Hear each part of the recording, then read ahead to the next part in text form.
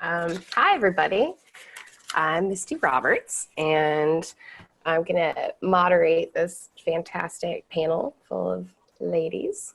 I have been working in the industry for a little over 20 years and kind of done a whole lot of everything: production coordinating, tour managing, road managing.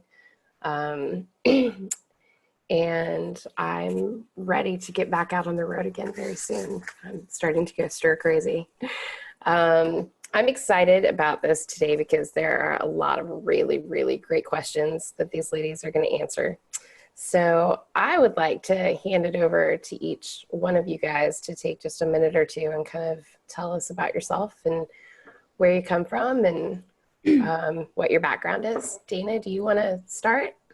Sure. Hi, everybody. I'm Dana Walks. I started touring in 1994 as a bass player and then quickly transitioned into sound from there. Did my first tour in 2000, I believe. I've worked a lot of house venue jobs and I've been touring internationally pretty much full-time since 2003, and I'm based in Brooklyn, New York.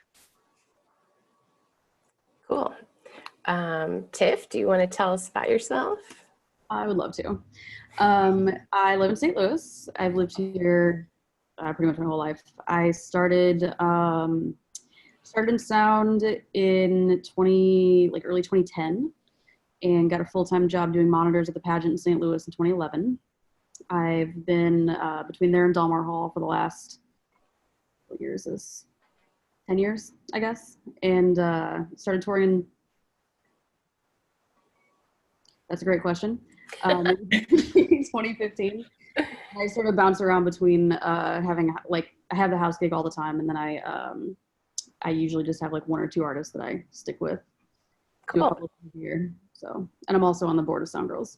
Nice. And Matt, how do I say your name? Can I just call you Max? Maxim. You can call me Max. Everybody Okay. calls me Max, but my full name is Maxim. I'm from Ottawa, Canada. So I started in sound here in 2010. I was working in local venues. And about in 2014, I started touring kind of with heavier metal punk bands. 2015, I moved to Toronto. So I worked 5 years in Toronto. I've been touring internationally since 2015, since I moved with a whole lot of bands. I prefer doing sound, but I kind of fell into tour managing because of these times we live in where you kind of have to multitask to get a job. And I do like organizing, to be real.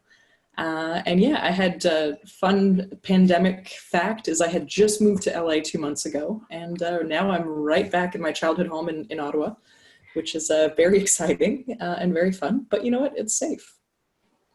It's very, very true. You kind of have to do what you have to do right now. I think there are probably a lot of us out there that can definitely relate to that. Well, what we're going to do is that we actually got a lot of questions before we did a webinar. And so we're going to start out today with answering questions first. And I'm going to just kind of direct this to you guys, like this first. Can we mention Mary? Yeah. Mary will be here. Mary will be here soon. Mary had a problem with her car, and so she's going to join us a little bit later. Other than that, I think that we're just going to go ahead and jump into it. So the first question that we got, which I think is a really, really great way to start this out, is what advice would you give to someone starting out in the world of audio or tour management? And Dana, I'm going to throw that one to you. Okay, great. So I started in audio just based out of being a musician and wanting to have a better idea of what was happening up on the stage. Really, if you want to be an engineer, the first thing I would say is, listen. A lot of people coming up now have a lot of access to technology and tend to rely on it a lot more. But I came up in a time where, like on a Mackie mixer, and no cell phones or laptops. So listen, remember it's a creative job. It's musical. So, trust what you're hearing, and then use the tools as needed to optimize your mix. For tour managing, the way I got into it was on my very first national tour. The tour manager pulled out 1 week before the tour, and the manager said, "Can you do it?" And I said yes. And I'd never done it before, but that's typically how I got most of my jobs in music, is just, well, not lying, but just saying yes with a little experience. But I always found that hands-on experience has been the best education I've had. So if you really want to get into tour managing, I would say, be prepared to be organized, just be prepared to be prepared. And you can offer your services to people. When I started mixing, I was offering to mix bands that I liked, that I was friends with, for free. And just, can't get too mad if they're not paying you and you don't quite know what you're doing yet. But hands-on experience, yeah, I think that's really the best. At least for me, that's how I learned. What about you, Max? So into sound, I was a musician, so I would kind of set up the PA at my house gigs and stuff. And I was dating a sound engineer at the time, and I was like, man, it can't be that hard what you're doing, because I'd mix my own records and stuff. And I was like, I bet you I can do this. I'm a very competitive person, maybe not the best person to date. And so we eventually I started interning at a venue in town, and they liked me enough to kind of throw me a shift. And I mean, it was like the worst shifts. I'm forever grateful for the goth DJ nights that I worked.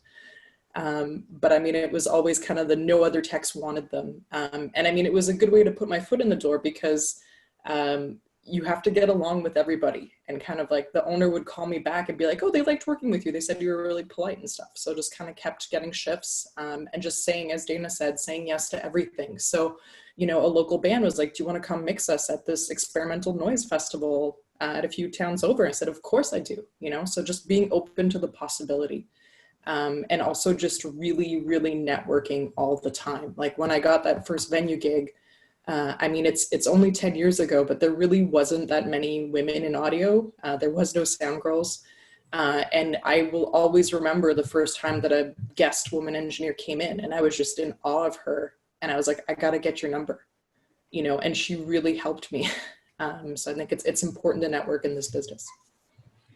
I always tell people that exact same thing, to take advantage of those chance interactions that you have with people, because out of, a couple of chance interactions, those are the two people that I have in my life that I consider my mentors, were just random meetings. They weren't people that I was on tour with.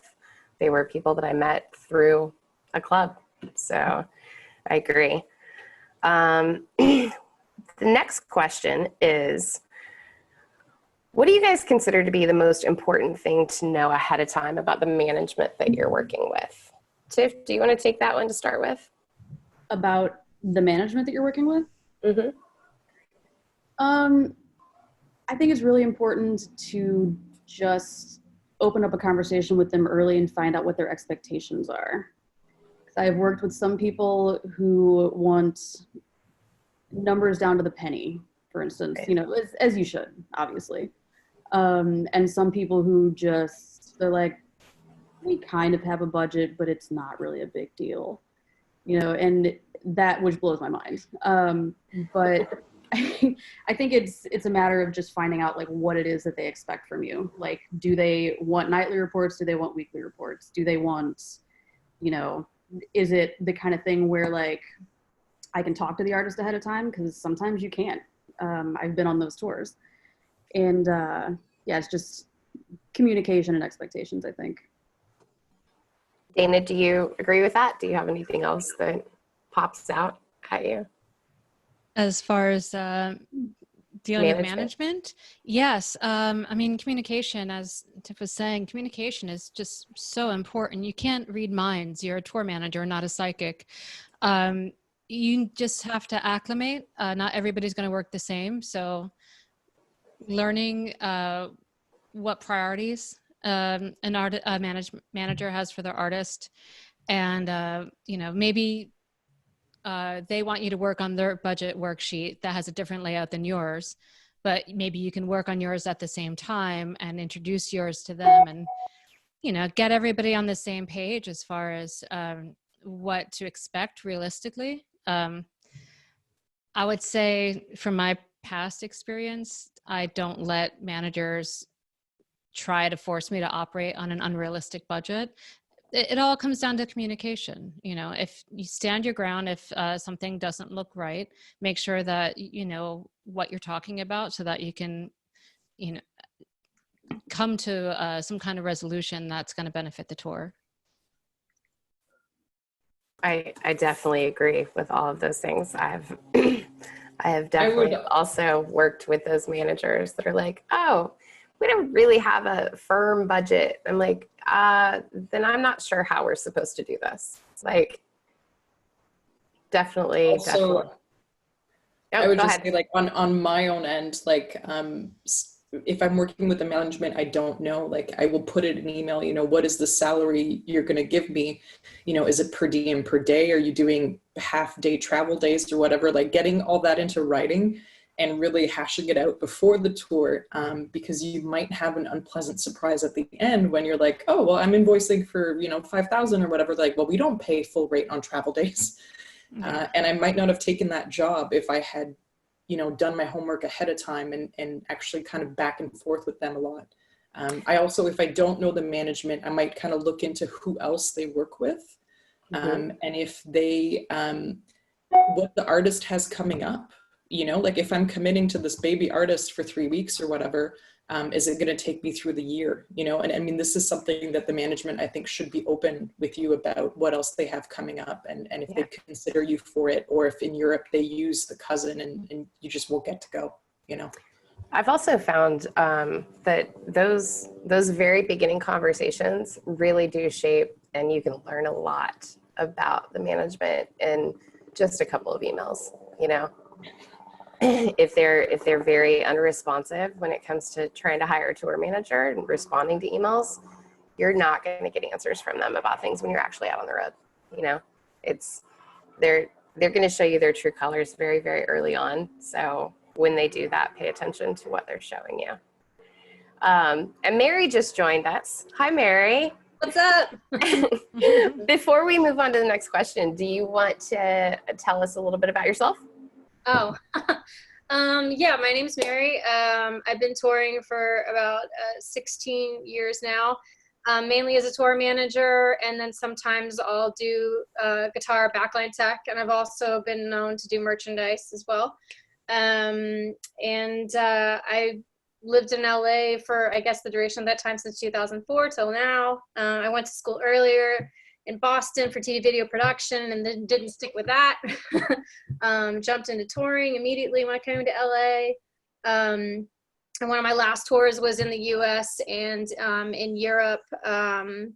We did a lot of sold out shows. We did a lot of 1,000 cap, 3,000 cap venues, and a lot of it logistics and advancing and planning and delegating and managing was involved in all that. So basically everything. Yeah, like you've done all the things.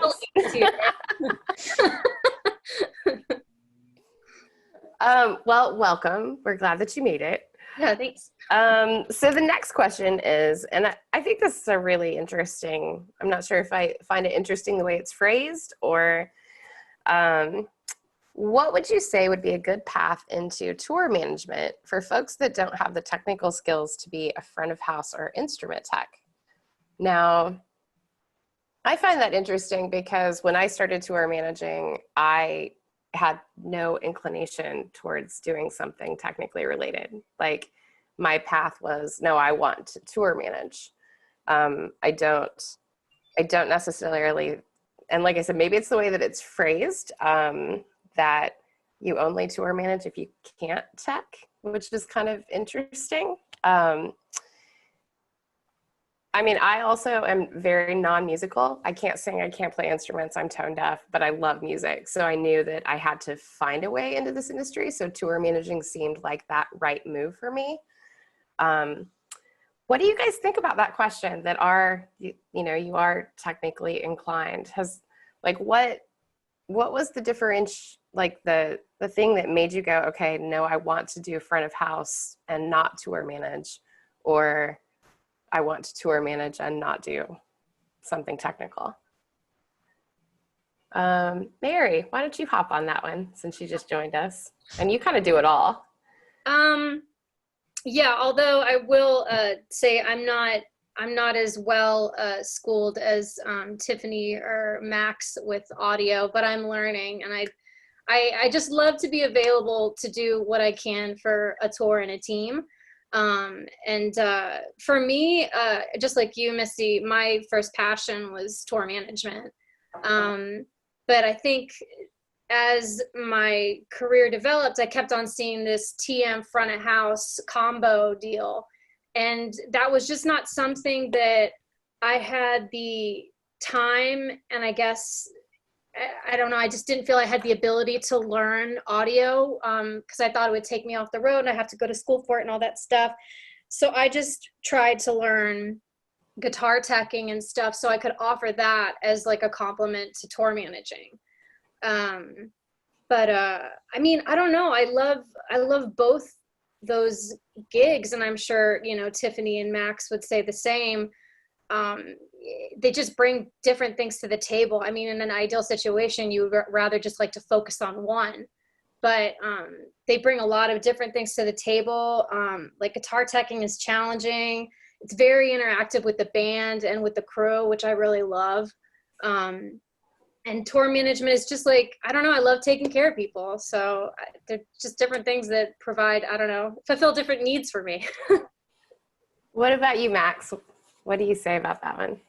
I mean, I think I'm going to take it back to the question because I am team audio, and it's not to discourage tour managers, but I would love to just mix one day. But if you want to just truly tour manage, and there's no shame in that, like I think talking to an audio person, there's like a little bit of resentment going on about, you know, having to do a budget or whatever. But be passionate about it. Don't apologize that you can't mix, but make yourself useful to the band. So you're probably going to need to learn how to drive if you can't drive. You know, being a DD is really important, you know, like, and I mean, that's, I think, a luxury that a lot of bands would really enjoy. Even if they have just one crew person, you know, everybody can have a drink and you drive at the end of the night. Maybe taking care of the merch, you know, helping with organizing. So really anything you can do to kind of put yourself in an organizational spot. So whether that was promoting shows in your hometown or, you know, like working at a nonprofit or something, but just getting your organizational skills, I think makes you really marketable as a tour manager. And really, I think that when a band has different crew members for every position, they can appreciate how much smoother the machine can run when the front of house can deal with the problems that are happening that day in the room, and the tour manager can, you know, that there's something wrong, missing on the rider, and they can actually physically leave the building and go get it. So I think when you get into a higher cap touring, it's important to move away from that, you know. So. Right. Do you guys feel like there is a way to teach or give people that are entering the industry a chance to prepare for maybe, how we want to term it, the political side of things? Like how to be able to interface with the artist, the crew, the management, the band, the dancers, the fans, the venue. Like we all know that, you know, we have different ways that we approach each of those people. Like I'm going to talk very, very differently to, you know, maybe one of my audio crew guys than I am when I'm on the phone with management. Is there a way that, I didn't have anyone to teach me. I know that. I had to learn it on my own, and I learned it on my own through a couple of embarrassing situations, honestly, of saying the wrong thing to the wrong person. Do you guys have any advice on that for anybody that's coming up? I would say, number one, especially when you're on the road, personality is everything, and it can really make or break a tour for people. You can be the most organized person in the world, but if you can't live with, 9 to 12 people in a van or a bus, then you're probably not going to be invited back. Be kind and respectful always. Note that everybody's on the same team. Everybody's working towards a successful tour. I try not to let hierarchy get involved in the way I approach people because, well, you know, my personal politics tend more towards a socialist view. And, you know, I do believe that the tour wouldn't happen without any single person on that team, whether it is a press person trying to schedule some kind of phoner, or the management's just trying to get whatever they need to do their job. It really is, you know, you have to really think before you speak sometimes, and you will possibly be treated like you're the least important person on the road. And it's not personal. It's, you know, I mean, maybe sometimes it is. There might be some power tripping involved. It happens.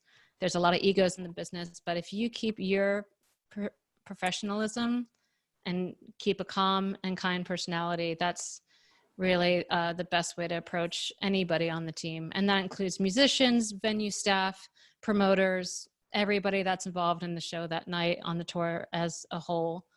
You know, you all have the same goal, make it a great show. Approach it like that, and that gives you at least a way in, I think, for people to listen to what you have to say. Yeah. I think one of the best pieces of advice that I was ever given is, I dealt with a management company that no matter how outlandish the request, no matter how quickly I got it done, I never got a thank you. And I was having a discussion about it, and somebody said to me, it's because they see you as completely capable. You're not doing anything in their eyes that's extraordinary. And so while I still think please and thank you is something that's very important, it gave me a different perspective of it, of looking at the feedback that I got from people that I maybe didn't match up with what I was expecting. And it made it a little easier to go, oh, it's because they expect that I am going to be able to handle this and take care of it. It's not anything out of the ordinary to them. So I'd like to give an example of something that I recently was dealing with. And of course, I'm not going to name any bands or anything, but one of, on a tour that I was doing, a van tour, it was an undersell, and it was the first headline tour for this band. Management and booking agents wanted to add in dates that would have had us doing 3 9+ hour drives every day right into sound check. And I felt the responsibility to speak up and say, look, that is adding a lot. Are you really going to be, you know, is it a guarantee or a door deal? Is it really going to make the bank or break the bank? Because you're dealing with, you know, a late night show the night before. The show doesn't end until midnight. So you're not going to get to the hotel until 1:32 a.m. And then you have to wake up at 5 a.m. to make this drive to get into sound check. Like, they don't understand, maybe because they haven't spent 4 weeks in a van, you know, and with your experience, I do feel that it is your responsibility at that point to give them that information to make a more educated decision. And that's fine to do. You know, they Absolutely. may not take your advice, but at least you gave them the option to make that choice. Totally. Yeah, and if I can add too, it's a really small world, the touring community, the music community in general. So, you know, treat people as you would want to be treated. My very first tour, I had never really worked on digital boards. I'm 31, I guess I'm ancient. 46. We showed well, you know, I was one of the last few people to work on analog, I think, full time. And I got to this club in Kansas. I'd never been to Kansas, and it was a digital board. I was like, oh my God, this is embarrassing. Like, how do I use it? And the front of house was like, you're Canadian. I'm like, yeah. He's like, I've worked with you. You were really nice. What do you need today? And I was like, all right, true story. I don't know what this thing does. Help me. You know, and it was just a weird coincidence. I was like, oh my God, you know, how would I have known he lives in Kansas? And it's just happened. You know, ever since. You're going to work with the same promoters, you're going to work with the same bands, you might work with the same management. So, you know, be pleasant, as Dana said. You will always run into somebody again, no matter where you go. And the person that may have been your runner the day before might end up running a tour the next time you see them. Yeah. I always say that. I was just going to to put out there that, like, building on what everyone else said, like, just the political side of things, like, every person on the team is there because someone thinks they're important. You might not think they're important, but someone does. And so it's kind of your job to respect that. Yeah. I'd also like to extend that, just not within your crew and your band, to show etiquette and respect and be polite, but extend that to the other tours who are with you, the support tours or the headline tours, because that goes a really long way. Because if you give them the wrong impression, they may not help you when you need it, and vice versa, you know. Because again, like as Max said, it's a very small business. You know, it gets around certain types of personalities, and you want to be a good one that gets hired back or hired with another band in the future. Very, very true. Is there, and I'm going to kind of address this to each of you to answer, is there anything that you wish someone would have told you before you took your first gig as a tour manager? Probably that, like, all the planning in the world is great and it's probably going to be fine, but it's also probably like something is going to happen. And, you know, which seems, you know, on the surface like a common sense sort of thing, but like when I went out on my first tour as a tour manager, I planned everything like to the minute, and that went out the window like the first 2 days. It just doesn't work that way. Oh. That's I cannot agree with you more. You can plan, and what is that quote? You make plans and God laughs, something like that. I think it's Muhammad Ali that said everybody has a plan till they're punched in the face. I mean, you know, not literally, but I would say I wish that somebody had told me to never, ever, ever let management talk me into using my own credit cards. Even for deposits or authorizations. I got so screwed. My credit got wrecked by management that's no longer working. Thankfully, the artist was very much on my team. And yeah, it's not your responsibility to fund a tour. What I'll do is I'll take a small float for petty cash, say for the very start of tour, and it's all invoiced. It's all in writing. Everybody has a copy of this, but no, the flights don't go on your credit card. You don't pay for hotel rooms. Just don't do it. Not how it works. Yeah, not standard, not common. No, not at all. Not common, and also, like, I have had that situation that segued into me slowly getting paid, like, on time less and less. So that, I feel like that's, like, maybe not a warning sign, but like maybe a sign that you should kind of be on your toes a little bit. Well, I mean, basically it just tells you that whoever is, you know, working on that management team doesn't have their ducks in a row. You know, if you're going to send an artist out on, you know, anything over 5 shows, you've got to have a band credit card. Like, yeah. I've worked even with some larger artists that didn't want to have an American Express. And I'm like, I understand, but however, that doesn't mean that I have to have one for you. Like, I'm not going to pay your bills for you just because you're worried about maybe your management and how they're handling money. I mean, that tells me right there that there's an instant problem and to run the other direction. And there's so few protections for us as independent contractors, self-employed, 1099 taxpayers that what would possibly be a lot of money to us personally, a couple $1,000s, may cost you a lot more trying to chase it down in a legal system. So it's just not necessary. Just don't do it. And don't let anybody tell you that it's normal, because it's not. It's not. It's definitely not. What about you, Max? Get ready to adapt. As everybody said, you know, you can plan all you want, but life and shows will happen differently.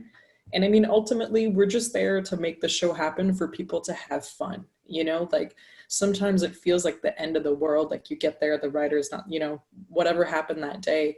But I mean, a show should be a fun experience, you know, for you, for the band, for the concert goers. So, you know, let's just keep that in mind.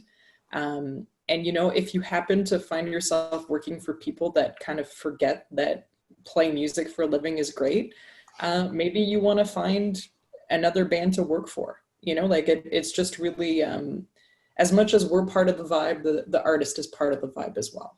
You know, it goes both ways, I think. So I think one of my favorite things to ask is to always say, oh, are you going to die because there aren't 6 bananas in your dressing room? Are you going to eat? I don't think you are. Yeah. Like, I'm pretty sure we're going to make it through this today.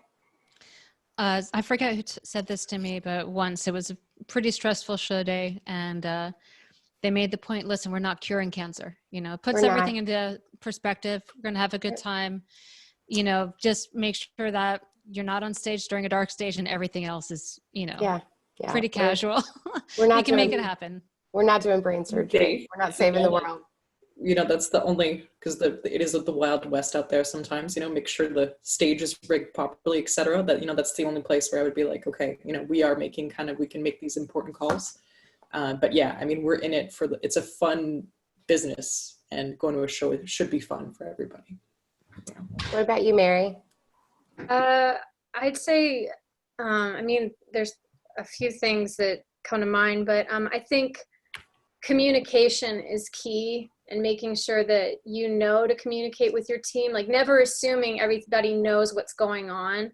That's really important, as well as just asking for help. Like, just because you're the tour manager doesn't mean you can't ask for help, or your job is like too good for you to ask for help. You know, everybody's a team on a tour. It's not, you know, a hierarchy situation. So like, I think it's always good to, if you need help or you need somebody to assist you with something, that's what we're all should be there for, is for each other. And there's no shame in asking for help. I still ask for help. This is, I think, going into year 23 of doing this. Yeah. I ask for help all the time. Yeah. You know, from people on my tour, from people that are not on my tour, you know, from other people that are in the industry. It's, I mean, that is probably mine. Is I wish that someone would have told me before I took my first gig the importance of utilizing people that are outside of your sphere, you know, that aren't in your bus or your van, because you know, there are going to be things that you're going to come up against that you maybe don't want the band to know that you don't know. And that, you know, utilize people that you've met out on the road that do the same thing and go, what would you do in this scenario? Always have those outlets to go to, and, you know, build up some kind of a mentor situation with somebody and have somewhere to go. Yeah. There are a couple of questions here that seem, to me, they seem kind of like really, really big gravity questions. One of them is, what advice do you have for heading out on your first tour? And what should a tour manager expect their responsibilities to be? Instead of answering those in whole, because I feel like that could go on for hours, why don't you guys each give a, you know, like a one sentence, like, you know, here's one thing that I do out on the road as a tour manager, and here's one thing that I do when I'm getting ready to leave for a tour. Tiff, do you want to go first on that one? Oh, I said pass.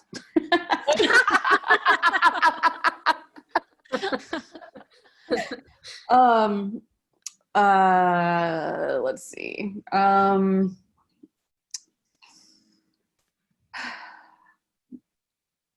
I think the thing that I have messed up on before, and that's why it's really important to me now, is van tour routing.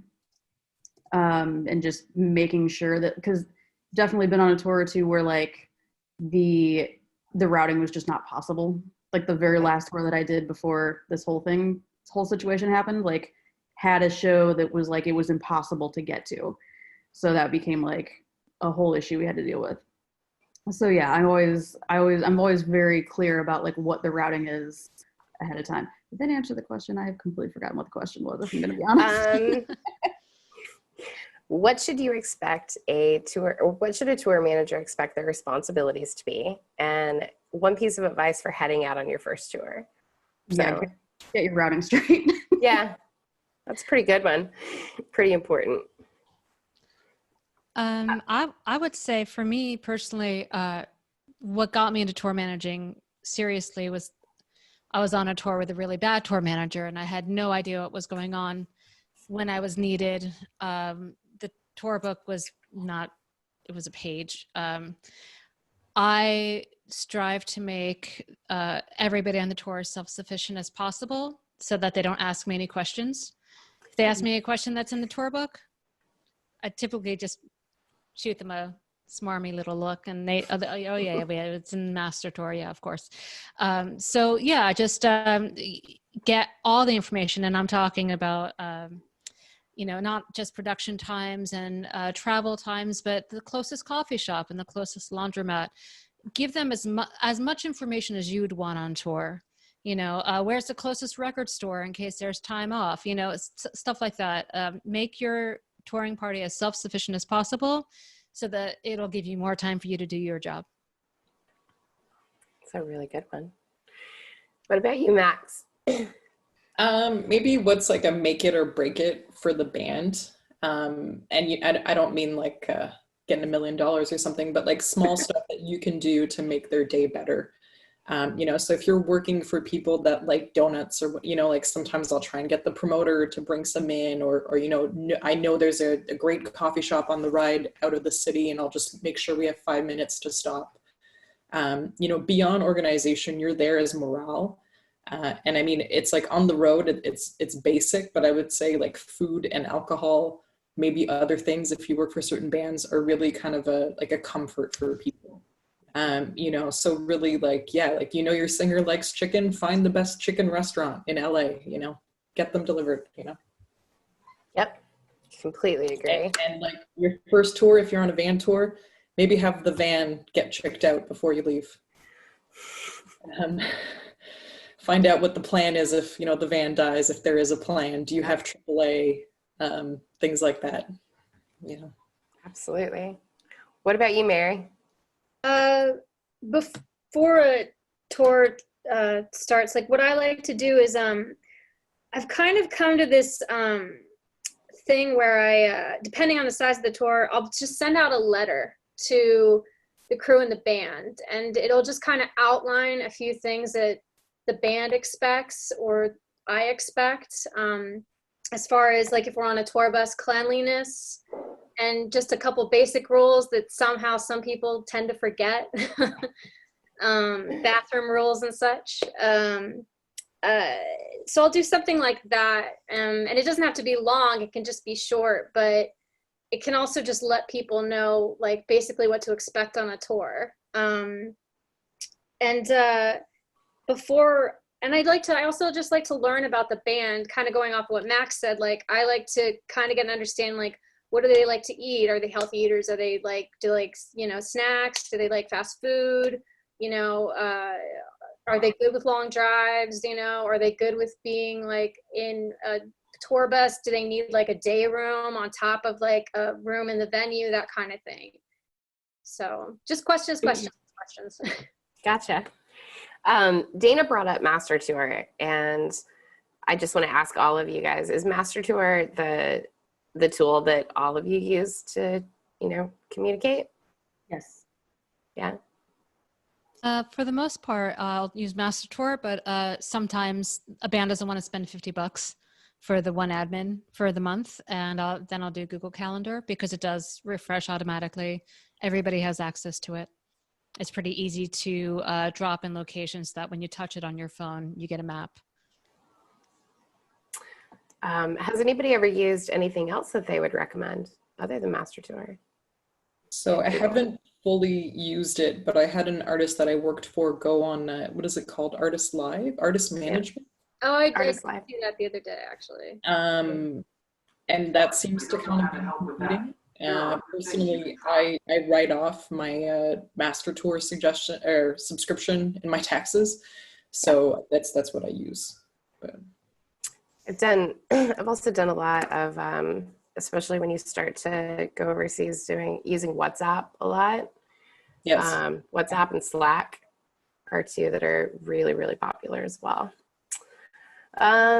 Well, we're going to move on to the second part of this, which is about organization. There are a lot of these questions that we got about organization that also are, again, very, very broad. Our first one was, how do you stay organized? So that kind of segues into also Master Tour. I know myself that, in the very beginning of a tour, the first, week or two of it, I spend nothing but time data collecting, whether that's the routing from the agents, the deal memos from the management, crew sheets from all of the crew members. And what do you guys advise as a place that you're able to store all of that? Tiff, how do you kind of, organize everything into a flow? I use Dropbox a lot, and I'll have usually just spreadsheets for kind of everything. And then as I start collecting information from venues and getting schedules together, I'll start transporting that to Master Tour. Got it. Dana, do you use any different? Well, same concept, Google Drive, but I do a lot of iCloud sharing as well. I have my spreadsheets and my band and crew documents and just everything organized. As basically, one of my documents I send out to everybody on the tour is the document with all their basics, passport numbers, which seat they like on a plane, clothing sizes in case there's some kind of swag party happening at some point, and just keep those all in a shareable folder with management.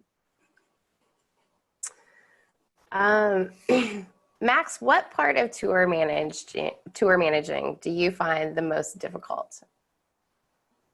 I think, when you have a bad day, letting go of that bad day can be really difficult.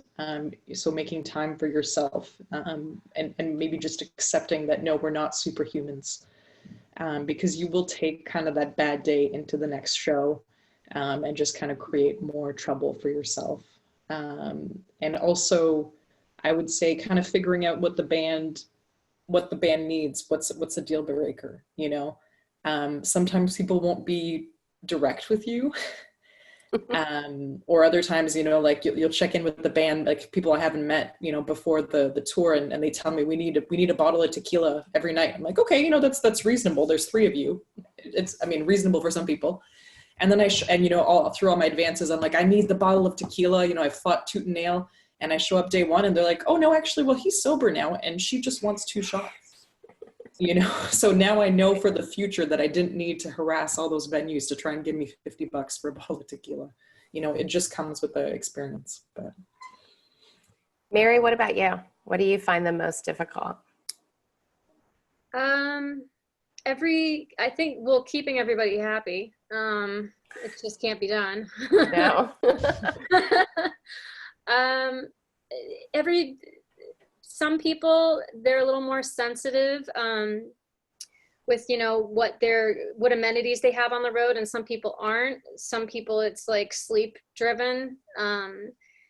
So I guess it's just gauging different personalities and how to help them, as well as solve their problems going on. So people management is really, I think, can be challenging a lot of the times. Yep. So I could not agree with that more. Can I go back to the organization question? Yeah, totally. Just one thing that I really find helpful is to get everything through email. So I don't like calls with promoters unless it is absolutely necessary. I want everything in writing that you've agreed to provide me, what your tech specs are, whatever. And, you know, if it's like a festival and I'm getting backline, I want the pull sheet from the backline company. So when I show up and you don't have the Ampeg you said that you'd have, I have something to fight with, you know, if I have to call the agent or whatever. Yeah.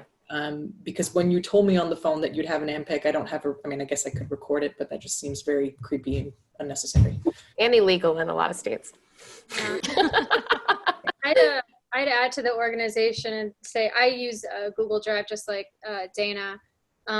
You can share those folders with, you know, if you're a headlining TM with support, so that they can see that too, and then they're not doing the same work you are and wires are getting crossed. It's a very easy flow between you and the production manager at the venue, and you don't have somebody else jumping in and saying different things. Not that people do that, but it does have a tendency to kind of happen.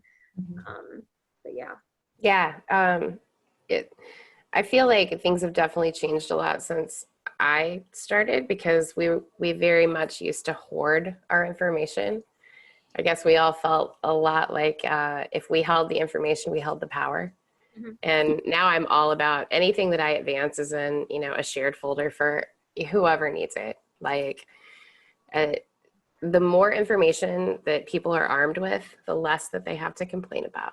Yeah. It's definitely and something take up your time. Yeah. The less questions they're asking you day of show. Exactly. It kind of no, go ahead. Oh, I was just going to make a quick point especially about that, which is great because, you know, you want everybody to be on the same page, especially if you're a headlining TM and you have a smaller, the support band maybe is a little bit green, you know, just give them all the information. Again, it's self-sufficiency.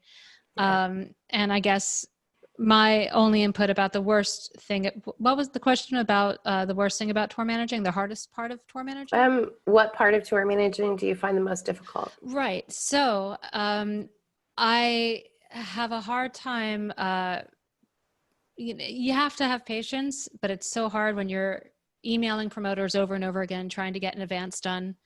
And they just, they say, oh, we'll get back to you, or they send you to somebody else and you just don't hear from people. It's really hard to kind of be polite, but also be firm. Like, I need these answers. I'm leaving for tour in 2 days, and I've been emailing you for 2 months. And now the hotel that you're telling me you have a rate with is sold out because we waited so long. This is still something I have not mastered. I'm diplomatic, but sometimes I end up having to scramble because I don't have promoters, even with the help of booking agents, getting back to me. That's the hardest part for me. Yeah.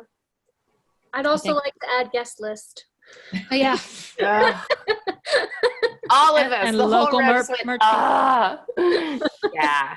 New York City guest list. No, thank you. No. Los Angeles guest list. Yeah. Even better. Record labels that won't do ticket buys. Yeah, those. Well, that kind of actually leads us into the next question. And this is a pretty specific one, actually. So obviously there are a lot of different ways right now that we house our artists. There is Airbnb, you're able to do like house rentals, you know, hotels, et cetera, et cetera. How are you guys able to set boundaries with your artist and decide how you're going to house your artist? I mean, my personal preference always is going to be hotels, because then everything across the board is the same. You know, when you get into Airbnbs and house shares and things like that, then I find that there are a lot of, well, why did so-and-so get the room that has the bathroom attached to it, and I have to go out and use the one that's, you know, in the hallway at the house, or blah, blah, blah. How do you guys set boundaries around that with your artist or your crew? Or have any of you had those experiences where you've used something outside of the norm? So in terms of Airbnbs, I think that like ethically and politically, there's a lot of issues with it. So I try to not use them, and I think most of my artists agree. Also, from a practical standpoint, when you show up to a house at 2 a.m. and something's wrong, it can be harder to deal with than a hotel. And in terms of the logistics, because I saw the question, like who shares with who, I Right. kind of work with two different types of musicians, I would say. Like I work with kind of what I would call my, I don't want to say old bands, seasoned Nice. musicians. Yeah, totally. And so, the minute you've done one tour with people, that Sam snores and I snore, so we're going to share a room, and so that's already preset. And then if I'm working with a younger artist, I've also worked with a lot of kind of artists who are the only one who are signed and they have a backing band. Then it's a conversation that I would have with them. How do you want to do this? Are you doing a single room? Are you comfortable sharing with someone? And I think it's important to, if you're touring with women a lot, I also tour with a lot of young women, is asking, are you comfortable with sharing with the guitar player who's a guy, or do you want to share with me, or do you not share at all? And also, if like I've worked with underage artists, and then maybe including the parents in on the conversation and see what is acceptable to them. I also worked with a few, as you put it, seasoned artists. And one in particular, the artist himself also has a backing band, and the band themselves were completely fine in a hotel, as well as the artist. And we had someone come in to do some fill-in work, and he emailed me beforehand and said, I'm a lot more comfortable staying in Airbnbs. And my instant instinct to that was, well, that's great that that's where you're most comfortable, but you're going to stay where everyone is staying. And, through a lot of back and forth, we ended up with the conclusion of this. I booked him a room at the hotel with everyone else, and I handed him a key. And once I handed him a key, he could go anywhere and stay wherever he wanted. If he wanted to go stay in an Airbnb, then he got a large per diem. And I said, you're able to do whatever you want, as long as I know that I put this key in your hand and you're back here at the hotel by bus call. So, I mean, I think that everybody has a different comfort level. Like it's great to be someone that has the ability to come into a tour and say, well, I prefer this. That's not really how this works though. Like personal preference when it comes down to whether you're staying in a hotel or an Airbnb is not, unless you're the actual artist. I don't really see that being something that factors into it. Have any of you guys ever had any experiences with that? Someone just popping in and saying, I'd rather stay at an Airbnb or a house share? No. I was a little confused by this question, to be honest, because I myself don't personally see this as something that happens often, but. I mean, it was a full tour, and I was sharing the tour managing actually with one of the musicians who was also like a crew member 90% of the time, and he just booked Airbnbs. And his logic was that it was going to be cheaper and we could cook and whatever. And I mean, I kind of showed him the math, and I was like, it's not really that much cheaper, it's really not. And it worked out, I would say, every day, except for the one time where we accidentally stayed at someone's house where she was there. Which we get it at 2 a.m. and the band's about to kind of start going through the cupboards. Then you're like, oh God, I think she's here. Yeah. So read the fine print if you're. Yeah. I mean, that's definitely one that I'm okay being the bad guy and looking at somebody and saying, no, that's not what we're going to do. I kind of agree. I think ethically but show them the numbers, I will say, like, I will only do Airbnbs in large cities if I'm there multiple days, and it'll save me money, and there's parking available. Secure parking. Yeah. But for one night, I can't think of an instance where it made sense financially. No, not really. How do you guys come up with your rates for different levels of tours? And what's your cutoff point when a manager is adding extra responsibilities for you to where you go, okay, now we're going to need to renegotiate what I'm getting paid? Dana. Well, I think for me personally, like Max said, I get everything in writing. I write out my terms. I write out my responsibilities, and make sure that, you know, if they want to add on more stuff at the end, they're going to be adding on more to my paycheck. You know, I do a lot of van tours, but I also do a lot of bus tours with headlining bands in large, mid-sized theater, large theater type of situations. You know, there's a lot of people out there. There's a lot of competition for jobs. I come from kind of DIY punk background, so I try to be open with my rates. At this point, because you're going to be getting 25 years of experience, I won't go below a certain rate.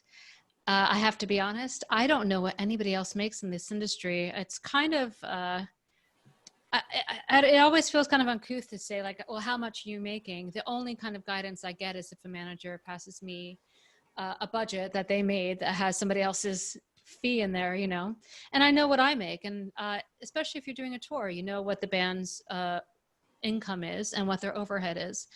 I've been known to take a little hit here and there because it's a short tour, and there's 2 people in the band that I have to take care of. If there's 7 people on stage and, you know, I have a crew as well, a lighting person and a guitar tech, and, you know, then you can start adding up.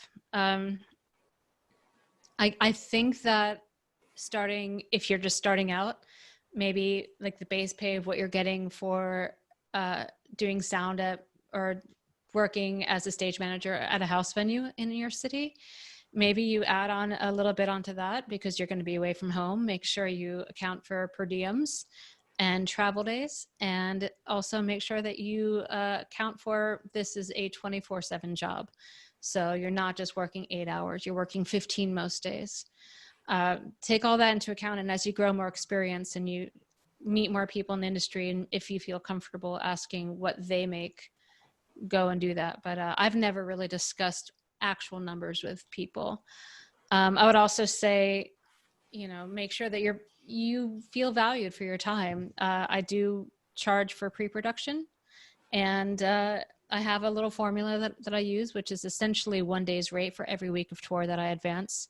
And I keep a time tracker, and sometimes that, you know, pays well, sometimes it doesn't pay enough. But you know, we're not in a union. There's no, there's a pretty broad window of income for this job. So, you know, the best thing I could say is just make sure you feel valued and make sure that it's worth your time and, you know, and your skill level. Yep. I agree with you. I think that we, as an industry, have not talked about what pay standards are and what they look like. And it's my hope that we open up that discussion a bit more in the future, because I think that you're right. There's a very broad disparity between what one person doing a role makes and another person doing the exact same role on a different tour makes. Also, I would say, you know, if you talk to anybody that's overseas in the UK, for example, I feel like the UK treats our jobs more as a career choice rather than just a job. Yep. And they invest a lot more in their technical crews over there. And in Japan as well, they get paid a living wage, and there's a lot more support from the government. So, you know, you can't necessarily base it off of that, but that's a goal that it would be nice to have for us here in the States. I used to tell people all the time to not ever actually break down what you're getting paid per hour, because it will do nothing but make you cry. Now I encourage people to actually break down what you're getting paid per hour. Get a time tracker app for your phone. And every time you sit down for emails, hit start. It's like clocking in and out. So that'll give you a really good idea that, you know, you don't want to know that you're making $11 an hour because you just did 1,000 emails in one day for like 3 days of touring, you know.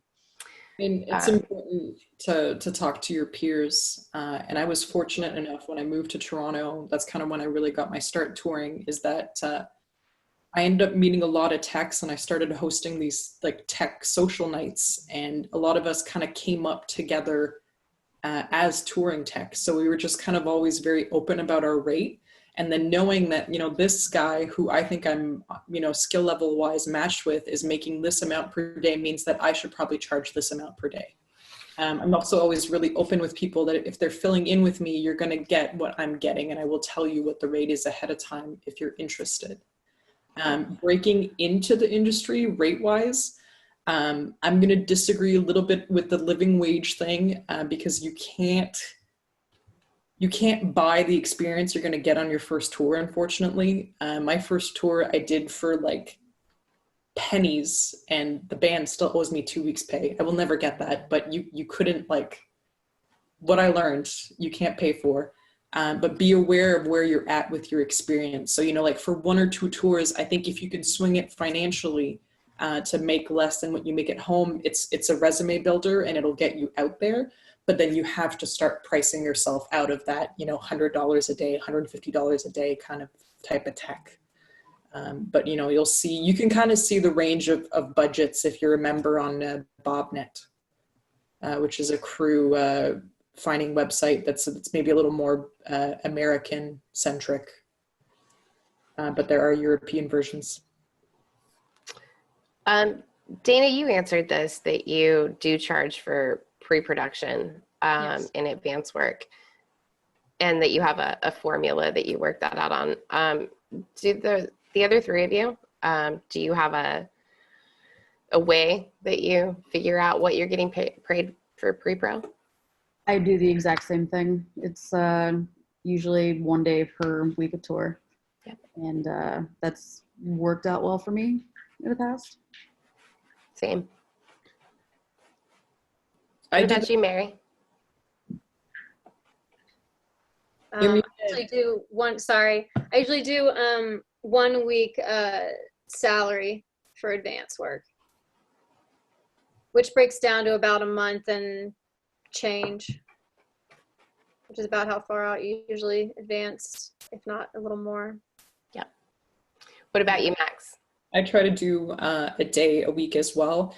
I'm sometimes willing to take a little less if I'm with the support artist on a tour. And I mean, that's based on the inception that the headliner is going to share a lot of details with me. And I'm basically just doing kind of hotels and travel booking. But sometimes that can come back and bite you. So maybe check in before you agree to a rate.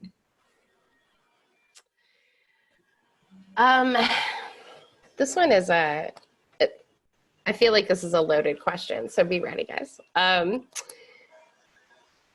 What are some of the best ways that you've found to manage expectations from artists who don't necessarily either understand or don't care how much you have on your plate when you're doing multiple jobs, like TMing and PMing or TM in front of house? Max, you want to start that one? I guess if I haven't worked with the band before, I do like to ask the management what the band expects ahead of time.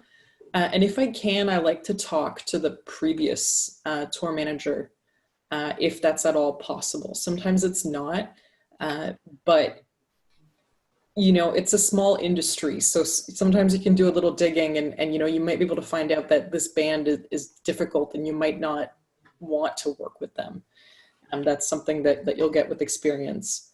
And I mean, asking for help on day of show. Like if there's anything that I can do to delegate, if there's another crew person, if there's a merch person, you know, sometimes just explaining to people what you've been doing all day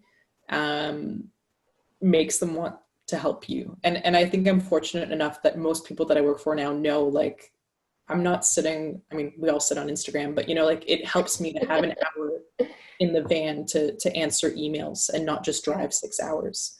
And I think I'm fortunate enough that I'm at a point now where I can just kind of like pick clients based on that, you know, like make sure you work for people who value you, because it is a 24/7 job. And, you know, don't run yourself into the ground for someone who can't acknowledge that you're worth it, you know?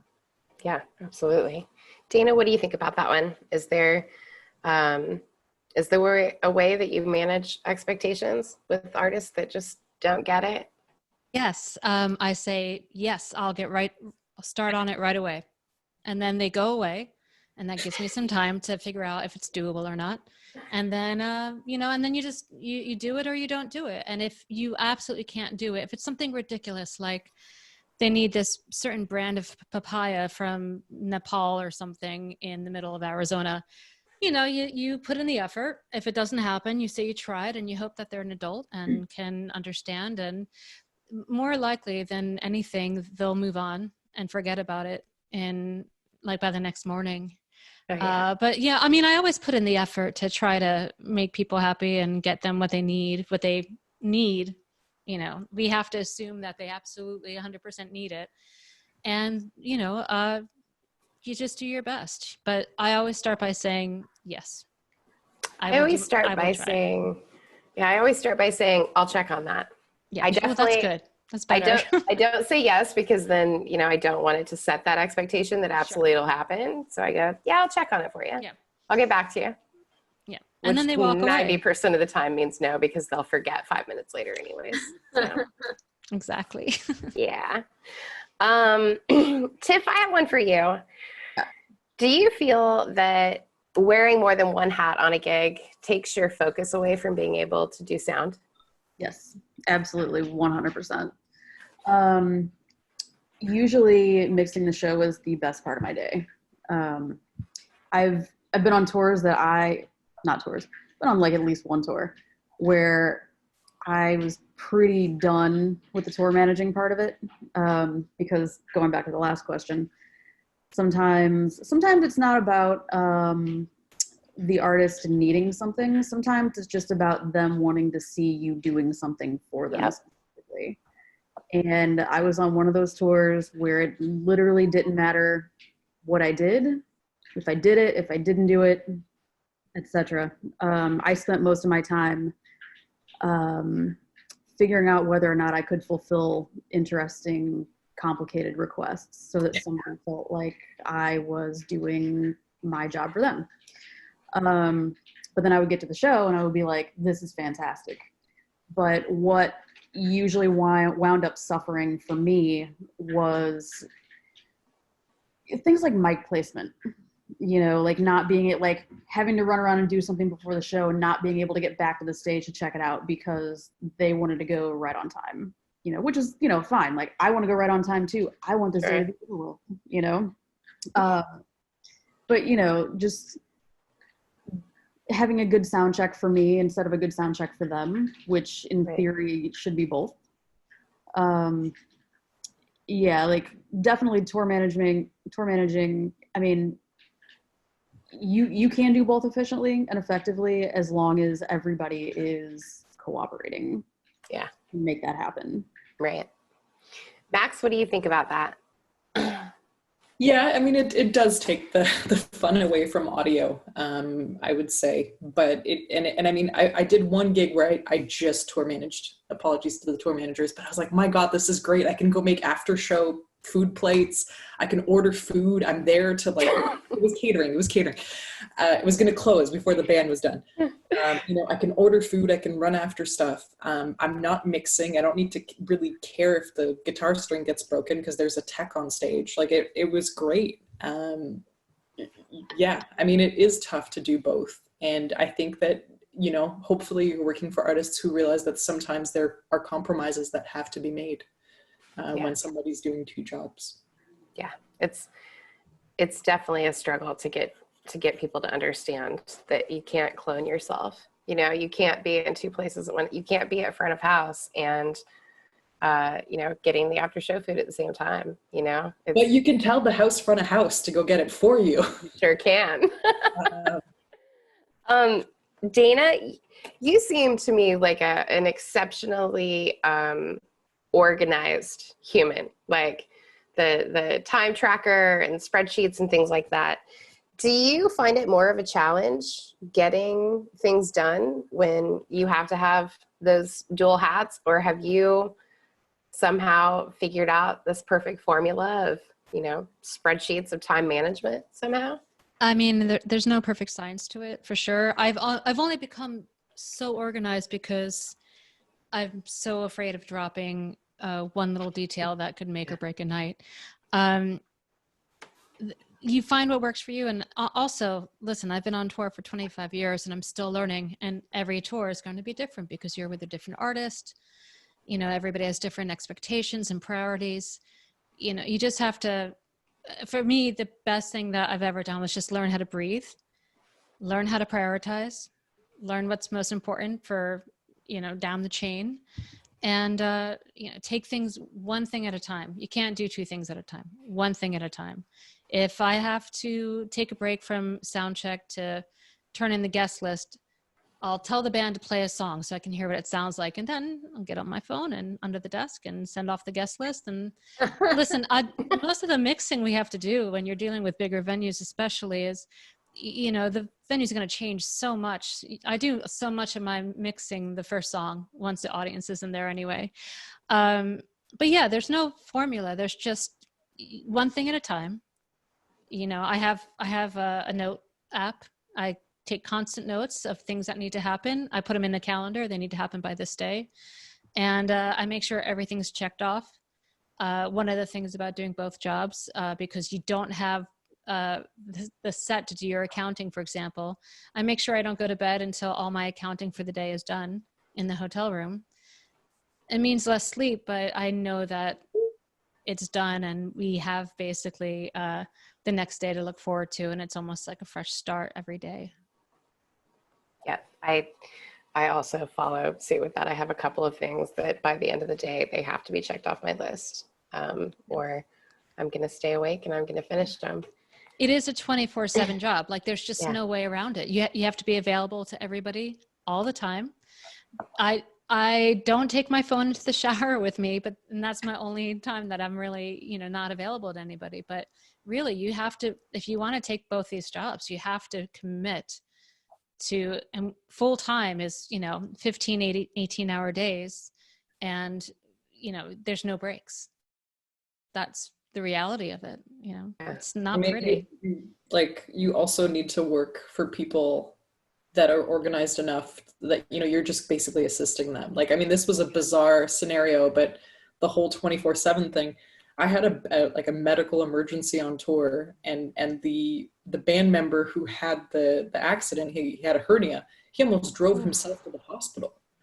And the drummer was like, no, let me drive you.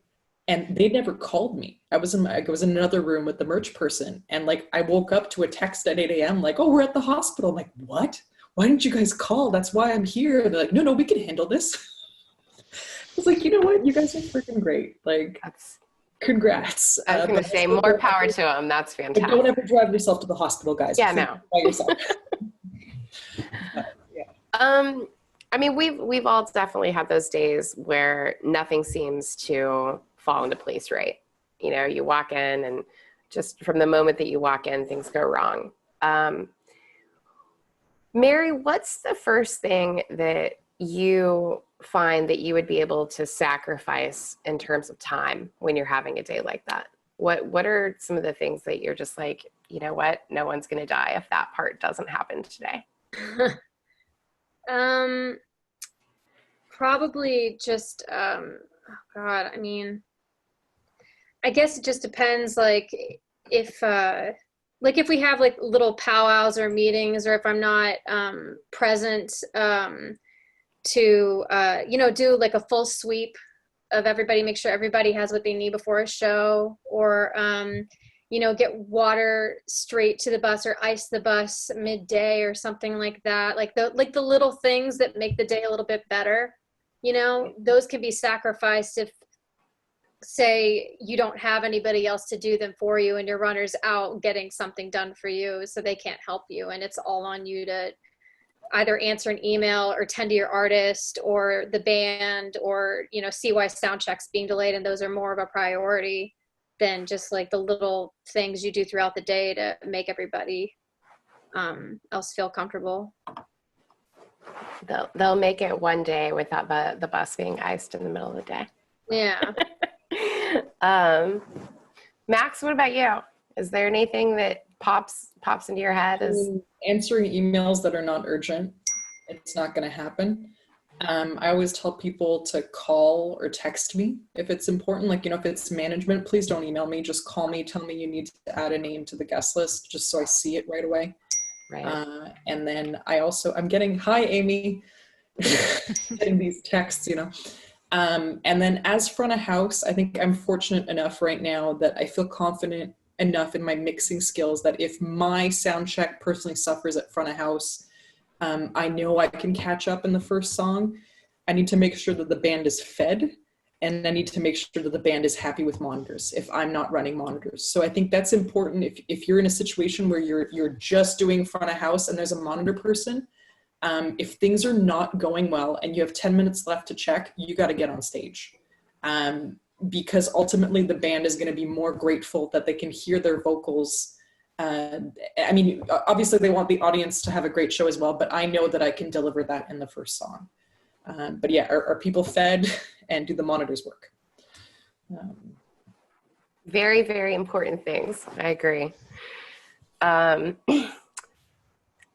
One of the things that I think we have all probably run across in our days is dealing with from either side, whether it's, you're the tour manager and you're emailing venue management, writers wanting to advance and them not responding, or even if you're on the venue side of it, like Tiff, trying to get information from a tour manager, production manager.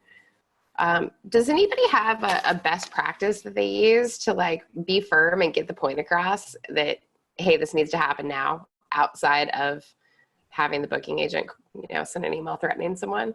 Because I've done that a couple times. I mean, I've done that as well. I will CC the booking agent and then just confirm with whoever I'm emailing. Is this am I talking to the right person? Right. Because a lot of time the production contact that the booking agent gives you is not correct. And with the booking agent CC'd and also the promoter, you can usually get an answer a little bit quicker. Not all the time though. I mean, on the PM side of things, maybe because I try to send my advance out about a month before the first show, maybe acknowledging that you've received this and you're going to come back to it in however amount of days is possible for you. I think one thing I learned after my first tour is that, your New York City show is not going to send you the advance 4 weeks out. Right. Your Kansas City show might, So, for me, kind of the breaking point is like a week to show. That's when I would ask the agent, okay, you got to check in. And I mean, if you're a PM at a venue, can you set an auto reply on that email of Danny that doesn't work there anymore, but is on all the contracts for 2019? Or maybe just checking in. A lot of TMs, PMs, for venues, checking in with the agent and being like, hey, I haven't heard from this band and it's in 2 weeks. Maybe there was crossed wires and I didn't have your right email. So I think for them to reach out as much as they can as well.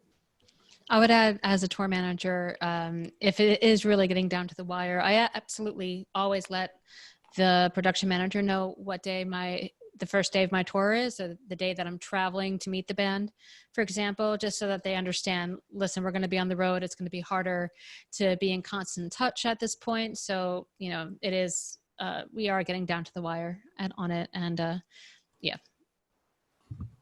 I mean, we're all on the same team. We all want the show to happen. Exactly. So, I mean, I can't say that I've ever had a venue, maybe it was 2 days before the show and something happened and there was a staff change, but I've been fortunately never had to, closer than that, but. Yeah, 1 week out's usually it for me. And if I get to the 3 days out and the booking agent hasn't been able to reach anybody or something, I start calling people. Yeah. Same. Because it's harder to ignore a phone call or it's harder to ignore a phone call than it is an email. And usually you wind up getting somebody who will either tell you, no, I don't work there anymore, or oh, I'm so sorry, I didn't realize your show was in 2 days. So yeah. And most contracts have a phone number. Yeah. I say most because sometimes they don't, but yeah. What about you, Mary? Anything to add? Yeah, but it's more on the support side of things than directly with the venues. I once was on a tour where I was the TM for a direct support band, and my headline TM wasn't said they would give me information and put me on master tour and all this kind of stuff. And I would do, follow-ups every few days, not like, to an annoying amount, but they just never bothered to do their job.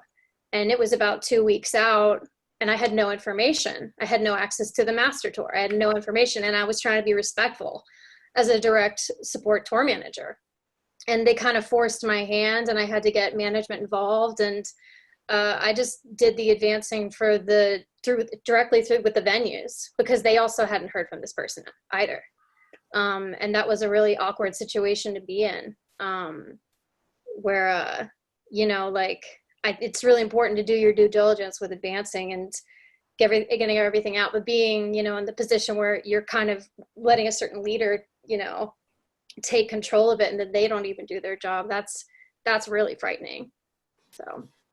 Yeah. So, wow, that's Sorry, a lot. it's a little off topic.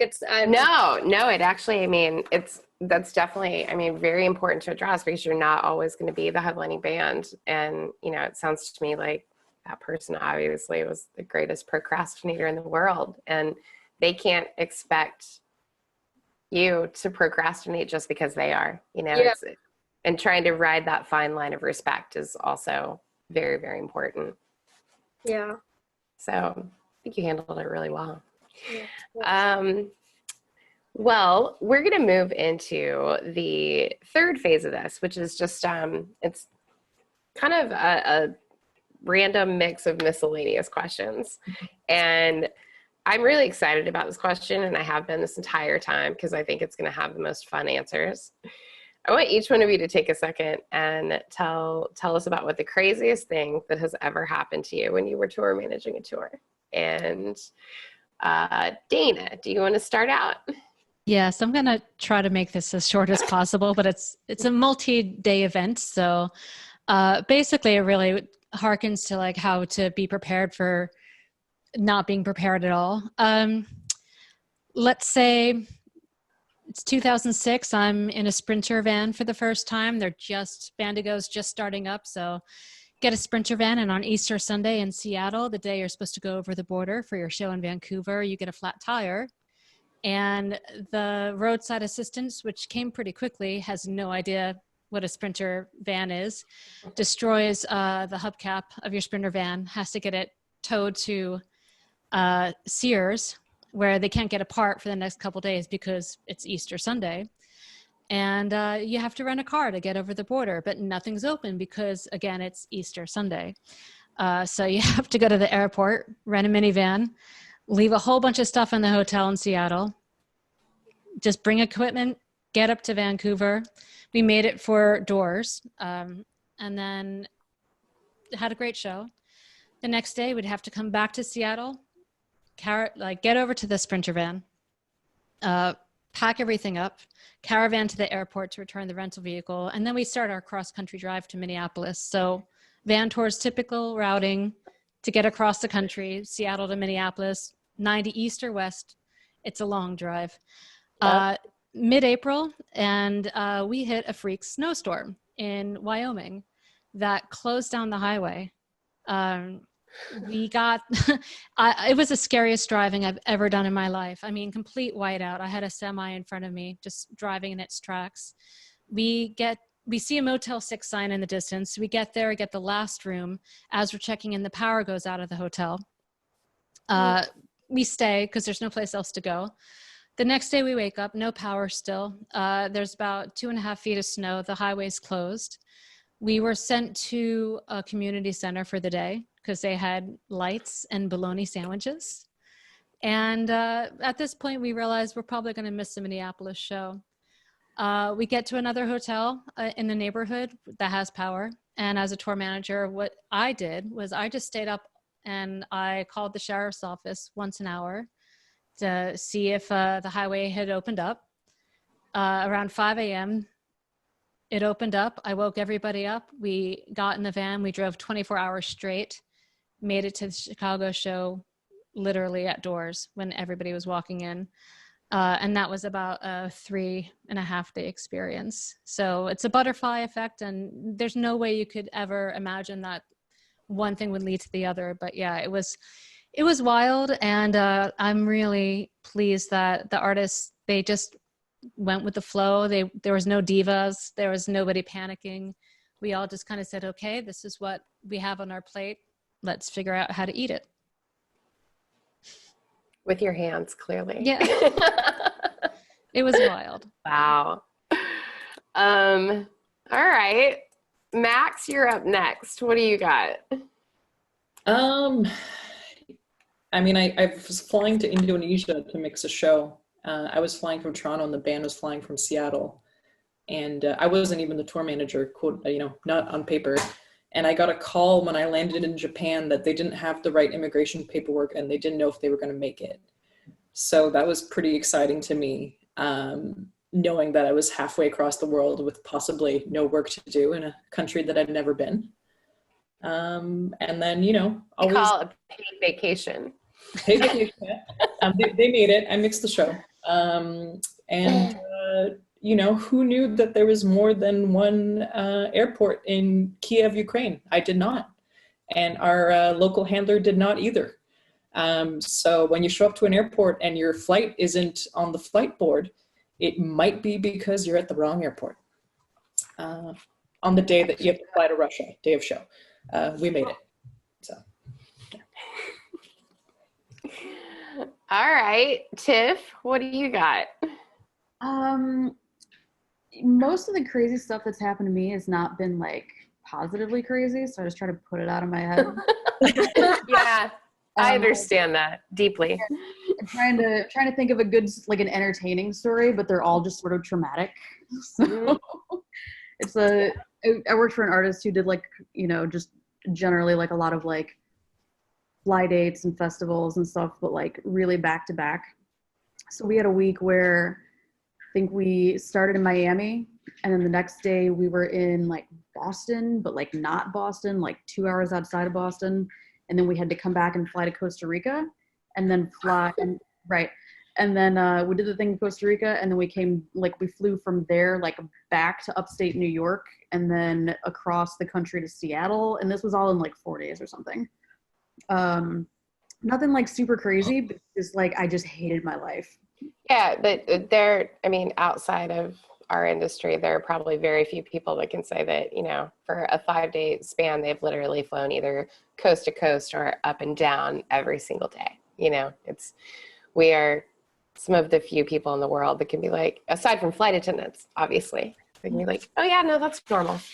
That's called promo. That's a promo run. Mm-hmm. It's funny that you said it because it was. Of course it was. Of course.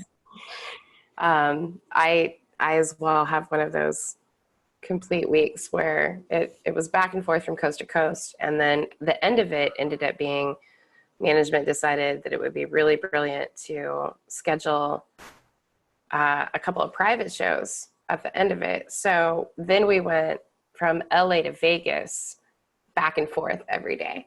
I was like, oh, yeah, you're just ready for the week to be over.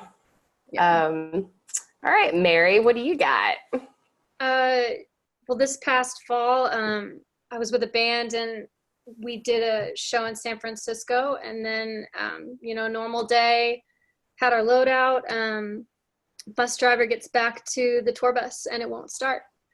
And he tried to get it started until about 4:00 in the morning. And we had a show at the Wiltern the next day.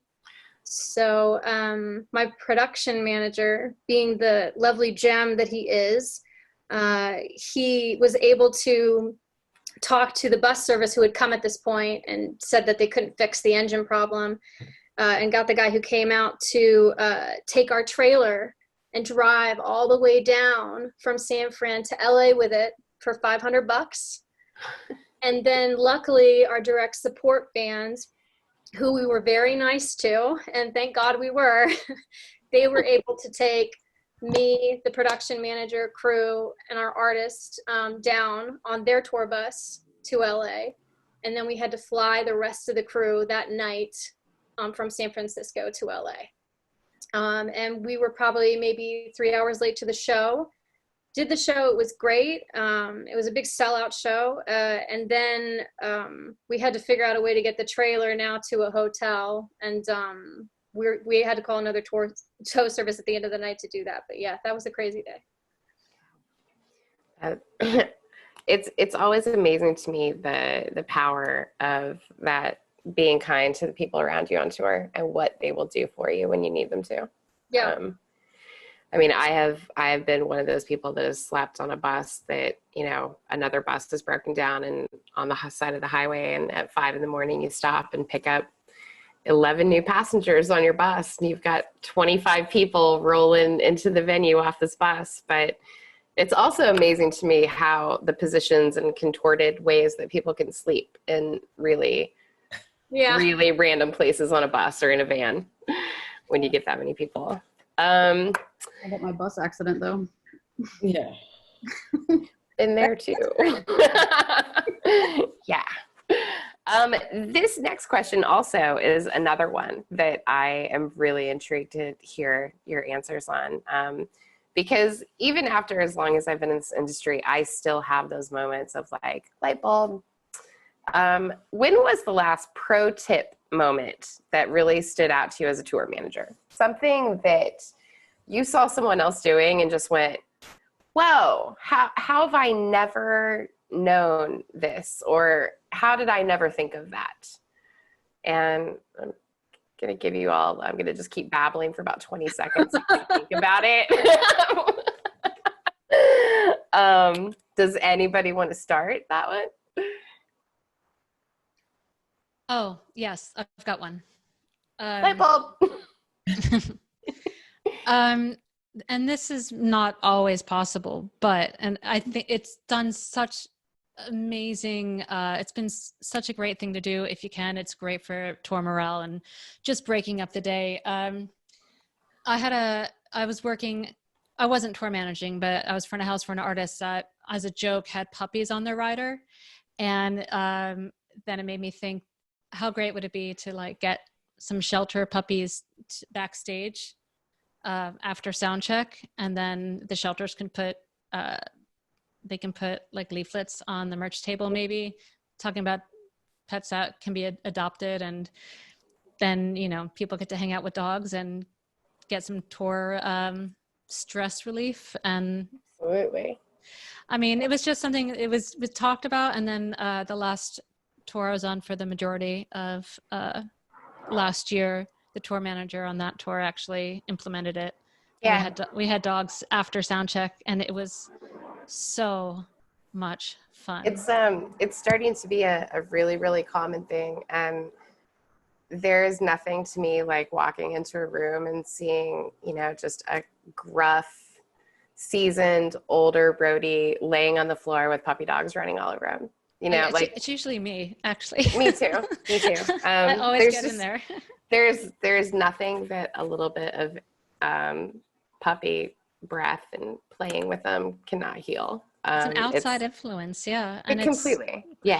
It's a giant morale booster. We do that. We do it a lot on arena tours as well. And we also, another one that, my light bulb moment for me, we had the fantastic production coordinator that had everybody on the tour send her a picture of their pets at home, and she printed them off and laminated them.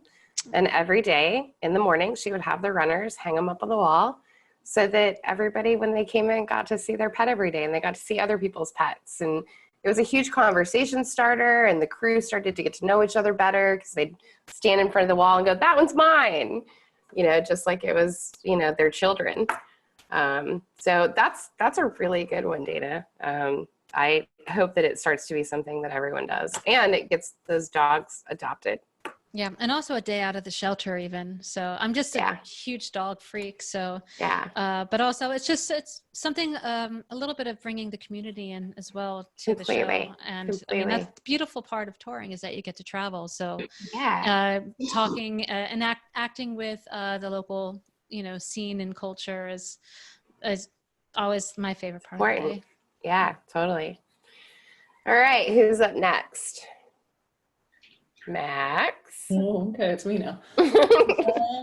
I would say finding out like from other touring friends or you know people local to the area is I like finding out quirky stuff that we can do in a certain town, you know, if we have time, and if you're out with people that like to do stuff like that.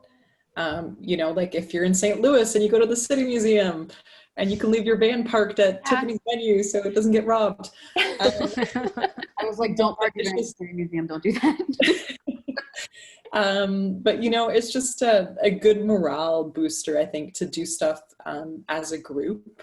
And I personally am at the point now where I don't really want to be working with people who don't want to have those like little moments, you know, like of course we all need our space and you know, it's important sometimes to have a night off in and just watch murder mystery or whatever on TV. But you know, like I just like going out. And then I'm also a big Eat Your Feelings fan. So, you know, if I know that the band loves chocolate peanut butter and that they just found out at their New York show that the second side of the LP doesn't actually have their band on it, but a country band from America. This was a metal band from Canada I was touring with. It's a really good idea to go down the street and buy a bunch of peanut butter chocolate donuts and be like, all right, guys. And hopefully people will be a little bit happier and can think of the bad record as a collector's item. It's definitely, I couldn't agree more. It's definitely super important to be out with people that have the ability to stop and realize they get to make music for a living and we get to be out on the road helping them put on shows for a living. Like, we don't have to do this, we get to do this. And that's pretty cool. All right, Tiffany, what's your last pro light bulb moment? I'm trying to think because there was something on the last tour, because basically I was co-tour managing with somebody who, like, not co-tour managing, but there was someone had passed it off to me because she found out partway through the advance process that she wasn't going to be able to do it. And I'm trying to remember what the thing was that she was like, turned me on to, that I was like, I had no idea. And I can't remember what it was. And it's driving me insane. You should shoot that person a text. What's that? You should shoot that person a text. Ask for a lifeline. Mary, what's yours? We'll come back to Tiffany if she thinks of it. For like a light bulb moment for me, I think it might have been one of my old tour managers. He just said something one day that was very outside of the box, kind of what you were talking about earlier, Misty, was think outside of your normal resources. Mm-hmm. And that's always really helped me with anything on tour or I'm having trouble with. And it's easy to pass on to somebody else because all you have to do is get them to think like that and then they take that with them. So that was the big one for me. It's a really good one. It's true. Let's see. What are some of the other? This is a good one. How long did it feel like you were pretending to know how to tour manage before you actually felt confident? I'm going to give that one to Max because Max, you've said that you kind of fell into the tour managing side of it and that it wasn't something that you were actually like seeking out. So like how was it weeks? Was it months? Was it years before you were like, oh no, I actually feel confident in this now? I think it was a year's process, you know. I'm a bit of a perfectionist and there was so much to learn on the job and as you go and so much you can't prepare for, that I think I really felt redeemed as a tour manager. Like I felt like I'd made it when I'd come back to a venue and the venue rep would be like, oh, I'm so glad it's you today, you know? And I'd be like, okay, awesome. You know, like we have a rapport and you see, you know, 200-300 tour managers a year and apparently you like me, cool. I feel like I'd probably make your day easier. You know, that to me was kind of like, oh, I've made it as a tour manager. Right.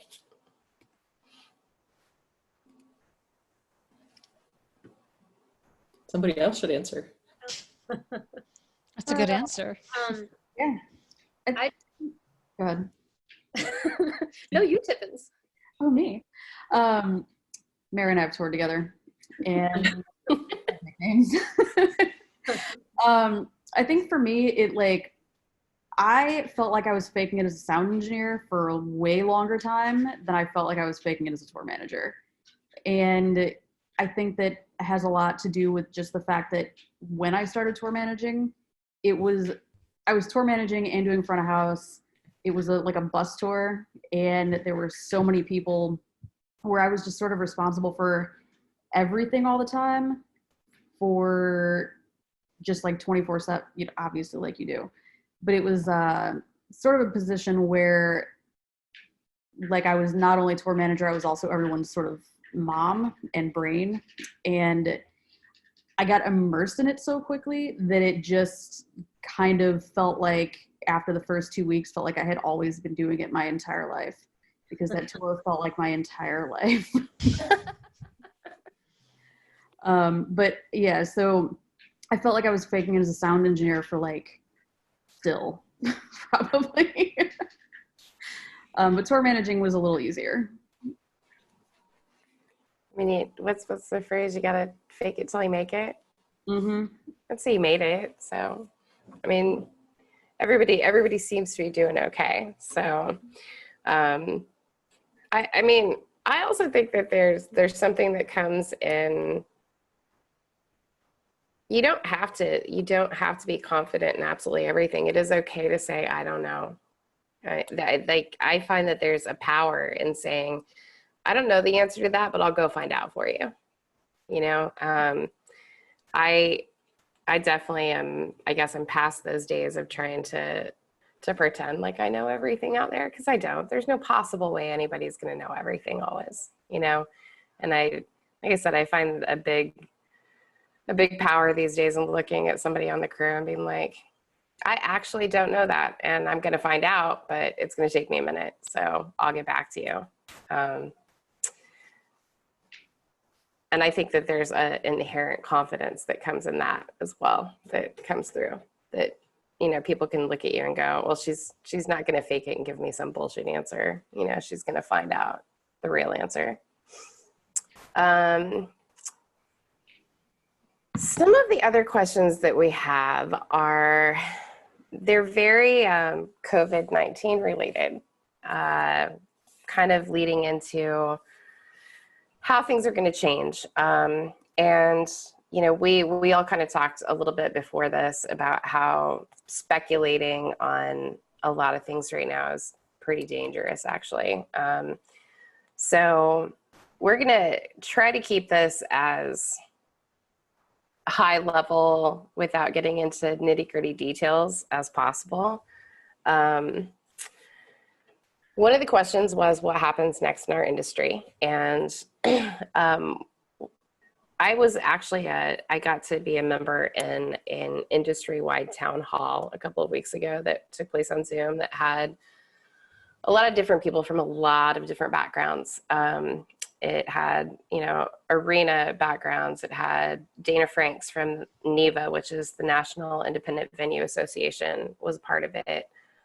Booking agents, ticketing people. And so I'm actually going to copy the YouTube link to that into the notes here, so that if anybody wants to take a watch on that, to get some high level ideas on what happens next, maybe in our industry, instead of us repeating that information here. So the next question that we have is that obviously everything is going to change post-COVID. In events that large gatherings are canceled again, meaning big losses to organizers and promoters, it's more likely that insurance for large events will be more costly. So some organizers will not be fully covered. Have any of you considered the idea of insuring yourself for wages lost? Or is that something to consider? Or do you consider the work to be a make hay while the sun shines type of role? I generally, I guess when I'm working for an artist, I'm on payroll, so I don't really know what the insuring yourself for wages lost refers to. Is that something that any of you are familiar with? No. No? I just call that unemployment, right? Maybe Yeah. the person meant like if you had an enforceable contract or something. That's a good point. I mean, I have always have terms for a kill fee. You know, say if something happens where a tour is canceled within 1 month, I get this percentage of fee. Within 2 weeks, I get my full fee. But as far as pandemic insurance, as in general, I don't think that I've never. But as far as just like say an unfortunate like family emergency and the tour is canceled, I do get covered for that by the tour. And I mean, I think that, you know, even if you have a contract, like if people had contracts and then the tours were canceled, I mean, we're a little bit at a disadvantage because the artist generally has more resources, management might have a lawyer, etc. So I mean, I'm not really sure how we could protect ourselves, to be honest. Like, I mean, I would just hope that anybody that I work for is decent enough to know that, you know, it hurts me to lose a month of work and hopefully they could help. But I mean, I think, I don't know that you could buy an insurance policy. Yeah, there's not anything out there that I'm, like, yeah, I'm not aware of anything on the market right now that exists like that. And just to be clear, when my last tour was canceled, when this all came down, I wasn't insisting that I get paid for the days that they lost shows. You know, I'm not a monster. You know, I got paid for the days that I worked. But if it's outside of a pandemic situation, it is quite common to set up an agreement for a kill fee, just in case something happens, the band breaks up, or, you know, something, you know, unfortunate happens. You should be protected. Absolutely. I couldn't agree more. I hope that it's something that people start looking at when we, you know, when the lights do come back on and we come back from this, is the idea of employment contracts a little bit more often. I think it's going to be something that will help us as individuals to feel a little bit more stability. You know, I mean, I think that we're going to be taking a large dose of instability back into this business with us after watching all of this happen. And I couldn't agree more with you about a kill fee. I think that you definitely should be getting paid for the work that you've done. And you know, at the same time, I always say when approaching a job, everything's negotiable. You know, if something happens, like you, I'm not a monster. I'm not going to be like, no, this is what you signed, this is what you're paying me. You know, talk about it, be able to have that open communication with the management that you're working with. And be prepared to compromise if you want to work with them again. Absolutely. I mean, I feel like that's just an inherent, like, rule number one. Just be prepared to compromise across the board. What are some of your best tips for the longevity of your career? And are there any specific traits or habits that are common amongst seasoned professional TMs that rise to the top? Any recommendations of business courses or accounting courses? Dana, I'm going to refer that to you because you, I think, are the elder member of the panel. Yes, I'm the old lady here. Proud of I'm it just too. as old. I'm proud of it. Don't, you know, be happy that you got as far as you have. Absolutely. Especially when working in the music industry, because nothing will age you faster. Yeah, I mean, it goes back to what I was saying before. Respect, you know, just be respectful, be professional. You know, listen, people are going to have bad days on tour. It's hard. You're away from your loved ones. You're not in your own bed. Your bus driver might have a heavy foot on the brake in the middle of the night. You know, you're not going to have all the luxuries of a normal life. So be forgiving, but be respectful. If you're maybe having a bad day, you know, just keep it inside, keep it in your head for a little bit, deal with it on your own private time. Stay in budget. That's a huge one if you want to get hired again. And yeah, just I don't know. My favorite tour managers that I've worked with, I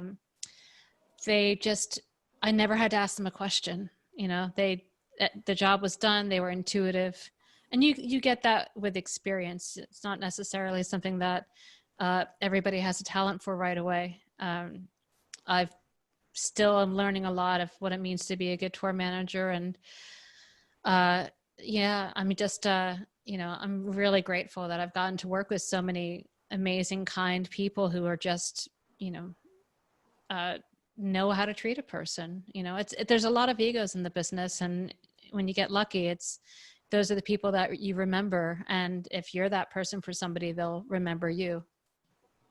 So very, very good point. Let's see, what do we have next? Mary, I'm going to ask this one. I'm going to throw this one to you. How would you begin to transition from one role in production to tour managing? Are there any particular steps or route that you would take? You've kind of gone, you know, run the gamut of things that you've done. Was there anything that you did that, you know, you set in your mind, all right, on this next tour, I want to tour manage, so these are things that I'm going to do, or on this next tour, I want a guitar tech? I guess it is kind of like that, how you set up your day mentally, I think, before a tour starts, just to give you a good layout of how you're going to execute your job. If you mean like transitioning from, say, just having one role to two roles, is that what you mean? I actually mean from one role to a completely different role. Like, not even if you're doing both, just say that, you know, you were maybe production managing and you've decided that you want to learn to be a guitar tech. Mm-hmm. Like, what are some of the things that you did to figure out how to guitar tech? Got it. I was luckily, I just put it out there. First, I vocalized it. I made sure a few people knew I was interested in doing that. One of them being a mentor of mine, and he hired me as a guitar tech stage manager. I didn't go to school for it or anything. I just learned on the job. I shadowed his old guitar tech who was leaving to go back to school a couple shows before I took over the job itself. So I learned on the job, and it was scary and hard, and I was completely nervous every single night just giving the guitar to the artist. But, you know, and I obviously got side eyes and mean looks and like all that kind of stuff. So, because you're not perfect at those things when you're first starting out. No. But I guess the most important thing was just to vocalize, and that somebody gave me that opportunity because they saw that I was passionate about learning. But it wasn't, I mean, an overnight transition, you know. Right. At what point do you guys think that you decide yourself, when you're holding those multiple hats on a tour, when you've hit that point that the load is too much? Like, do any of you have any specific moments that you can point out that you just went, I can't do both anymore. I have to make this decision to do one thing or the other?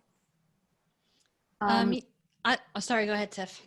For me, it was when I realized I had been, like, I would get off the bus, walk into the venue, and not stop moving or doing something at all day long for weeks on end.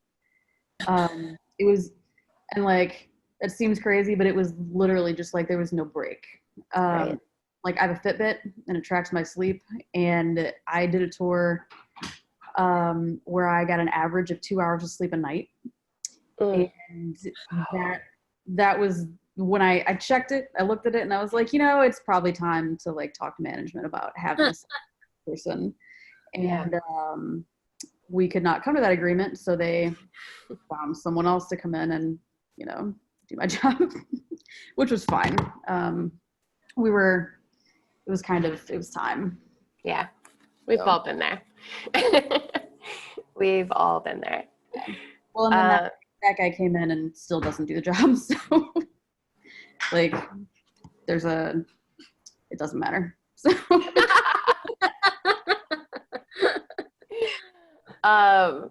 I mean, have any of the rest of you ever had that situation where you had to take that moment and just go, all right, no, I can't do this. I need to have that discussion. Yeah, I have. Absolutely. I was working for an artist that I absolutely love, TM in front of house. And they were on a real ascent at that time with their career. And the press scheduling alone made me recognize that I was suffering as a sound engineer when I was trying to schedule press, basically, during sound checks and dealing with a lot of phone calls and whatnot during sound checks. It just got to the point, it's something you typically have to handle, but it just became too much. And I also recognized that at that point in the artist's career and looking at their budget, I could see that they would absolutely benefit from splitting that role, getting a dedicated tour manager. Also, the fact that they needed me backstage directly after the set. But of course, that travel from front of house to backstage isn't always quick and easy. If they really need somebody back there, then it's time to get a second person. And they weren't ready to hire another person to spend the money. So I decided not to be 75% of each job. And, sadly, I just took myself off the tour because I didn't want to do a bad job. So. How did you feel after you did that? Like, what did Horrible. you, right. I mean, this is a person I really respect. And if I see them again, which happens once, like every other year at a festival, maybe, we're very friendly. They respect the fact that I stepped away and I'm still on speaking terms with their management. I didn't drop a tour. I waited until the tour was done, and there was several months between that one and the next one. I just didn't want to be half of the engineer that I knew I was, or half the tour manager that I knew I could be. But at that point, it's, that's, in my opinion, and it's just my opinion, that's when, somebody has to step up and say, okay, we need to invest a little bit more money in the artist so that this can be even more successful. And I didn't drop any balls. I just didn't feel like I was doing the best job I could do. I had to be honest with myself, and it sucks, but in the long run, I think it benefited the artist, and it got me onto another tour where I had one job and felt like I could be an excellent engineer. I don't think that the term being honest with yourself has ever been uttered with like positive ramifications. It's always, when you have to be honest with yourself, it's pointing something out that you could be doing better or moving forward from. I like I said, I think that most of us have probably been there and had that moment where, we had to go, yeah, I mean, I'm functioning at about 65% on both of these things, which is still more than 100% overall, but that's still it's not getting the job done perfectly the way that it needs. I mean, I did myself, I would have done myself and the artist a disservice if I stayed on. And I recognized that it wasn't a failure on my part. Yeah, no. I was just sad I didn't get to mix them anymore because they're fucking amazing. Well, and at the same time, like as I get a little bit older, I tend to take those experiences and go, I learned something out of that about myself. And I learned something that now I get to take with me, in any future job that I have. So it's not that I failed at something. It's that I learned something different than what I thought I was going to, It's just adjusting what your expectations are of something. We are coming close on time, and we have almost gotten through all of these questions. There are two more, and one of them I'm gonna wrap up very, very easily. Does touring affect your mental health? And if so, how do you cope?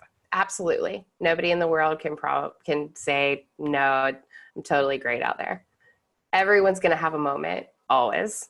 Can each one of you give me your favorite way on a day off to decompress and find yourself again, come back down? Mary, you go first. Yeah. I'll take a bathrobe, like a pretty little like kimono robe on tour with me. And I'll do like a face mask and a long bath with some wine. Or if I'm rooming with somebody, we might order some room service. But yeah, that's what I do. Just like chilling and zoning out, basically. Yeah. Tiffany, what's yours? I like to have a really nice long hot bath, and I make it a point to like get up in the morning or the afternoon usually.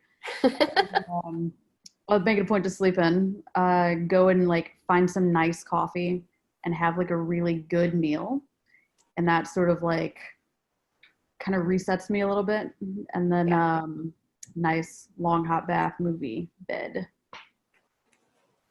So far, I'm down with both of your ideas. All right, Max, what about you? I'm a big fan of a nice coffee shop and a book if I can.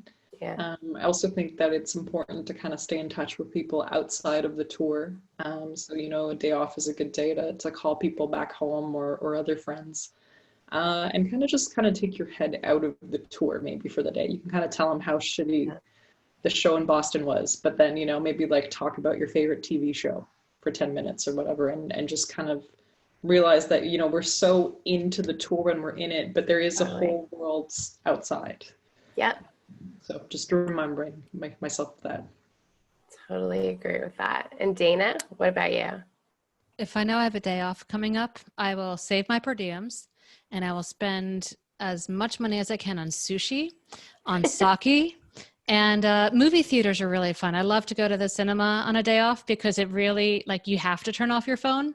You really can't be available. But it's also a fun group activity. It's not going to break the bank. And it's a good excuse to see like some shitty Hollywood blockbuster action film and just have a goofy time, especially if you've had enough sake. Any movie's good. Oh yeah. I think I've probably seen every superhero Marvel movie possible. That's always I do the same thing because I love it for that exact reason. It's 2 hours that I can tell everyone beforehand, I'm going to see this movie. Yeah. And they know I can't have my phone on. And let's see, we've got a question that pops up here in the Q&A, and I'm going to go ahead and I feel like, again, this could be one that ends up a bit loaded, but we can give a quick answer to it this week, and then we can also kind of go into it a bit more next week. How do you act when you are experiencing some kind of harassment on tour? Whether that be sexual harassment or mansplaining. I can say myself, I've experienced all ends of the spectrum on that one. And I have found that the easiest and most effective thing to do in that scenario is to call it out directly to that person instantly when it happens.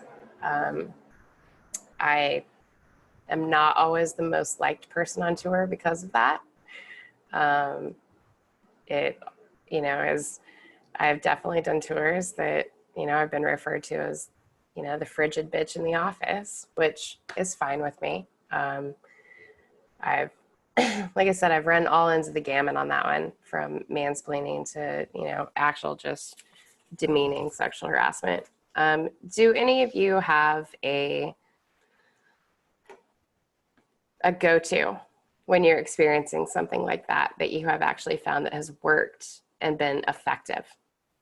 I typically try not to be confrontational, especially if it's from a staff member, perhaps, that I need to help me through the show, like the front of house or the house monitor person. And I will talk to the promoter, and I will very calmly just lay out what happened, let them know that it's not appropriate, let them know that I can let the booking agent know that that's how the staff is acting, that particular person. And, I've done that on a couple of occasions, and even once returned to a venue with an apology note and a loaded Starbucks gift card. from the person who. What if it's someone that's actually on your tour with you? Yeah, I had, it's hard. It's hard. I'm not going to go into too many details, but I just talked to, I felt like I could talk to the artist. They made it very clear to me that I can talk to them about anything. I was the only female on the tour, and them and the manager took care of it.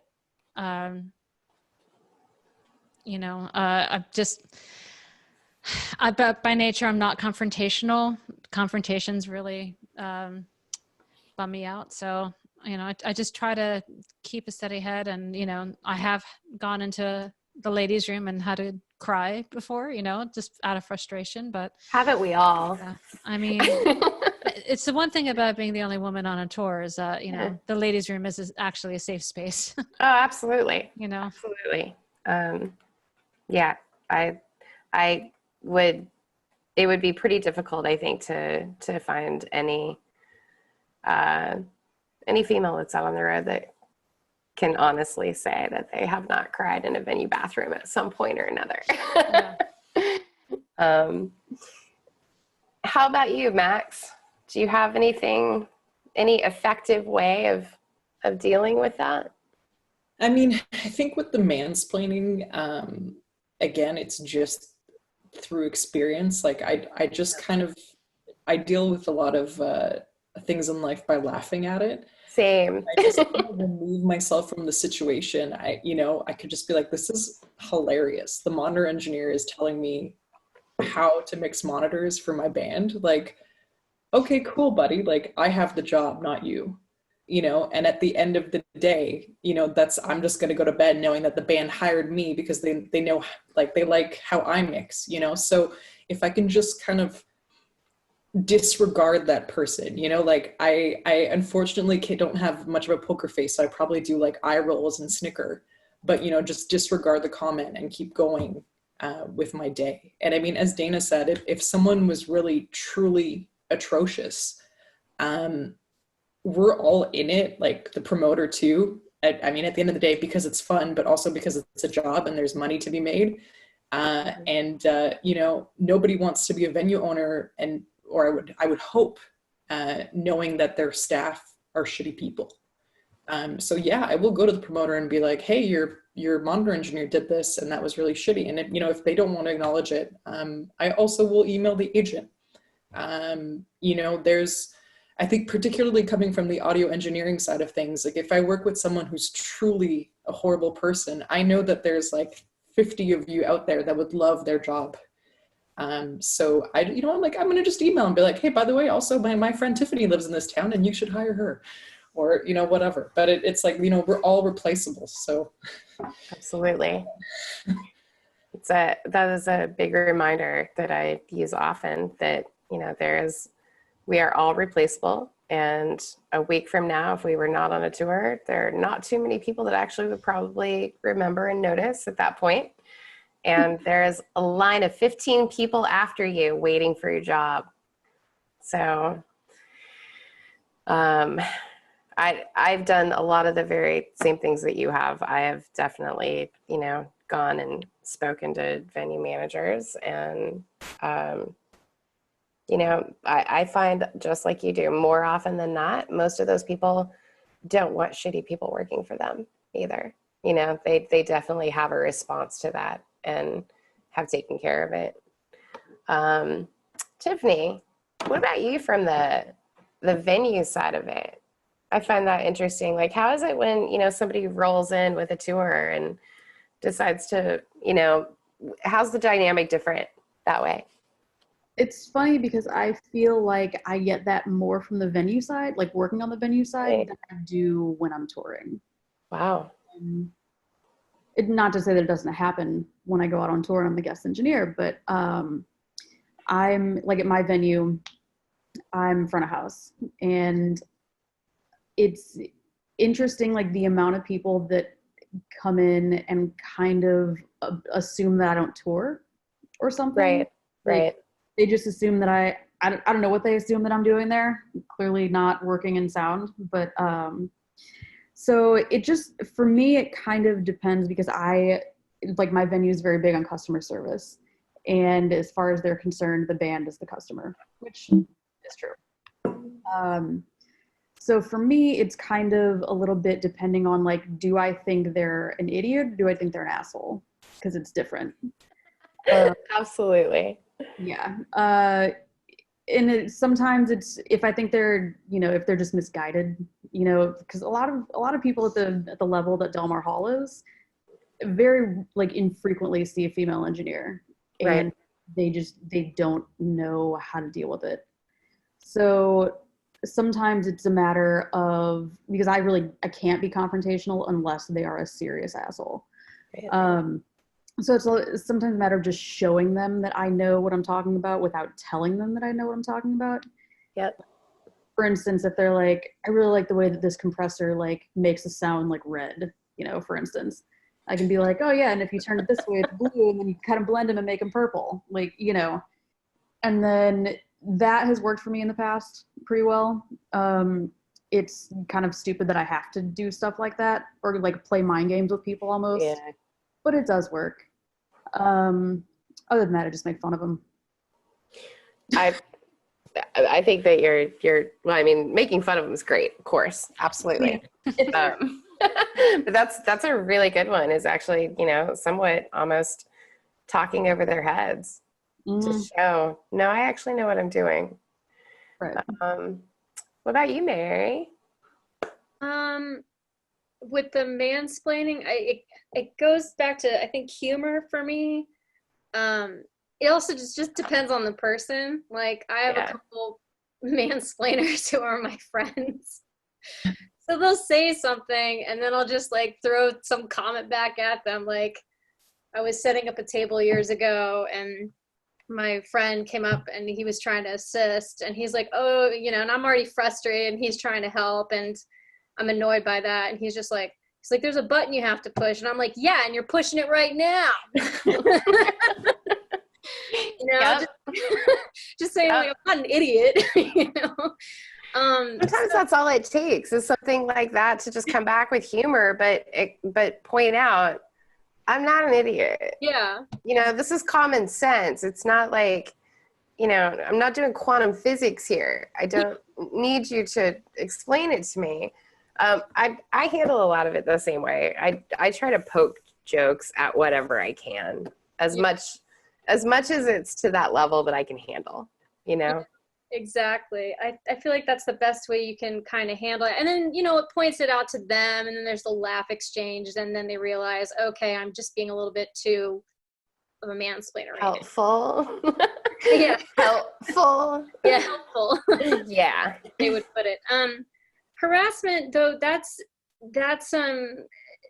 hard. I mean, again, like, it's a personality thing. I think some people don't realize, based on what kind of situation it is, don't realize that they are harassing somebody.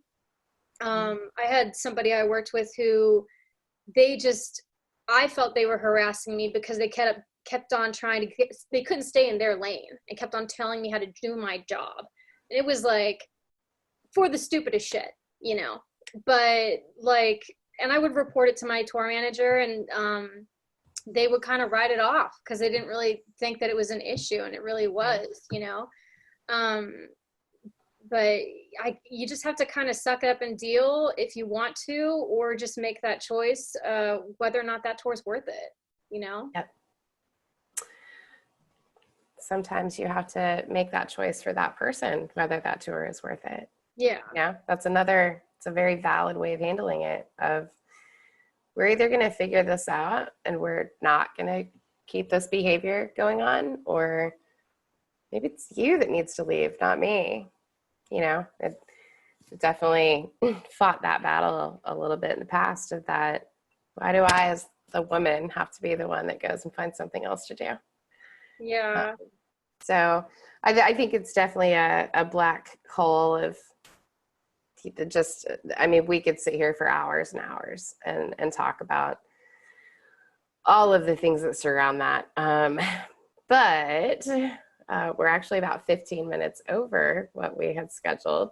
So I am going to end this for today, and I'm going to tell everybody that the SoundGirls website has a huge resource on sexual harassment, and you can find it at soundgirls.org. There's a menu item, sexual harassment, that can help out with that.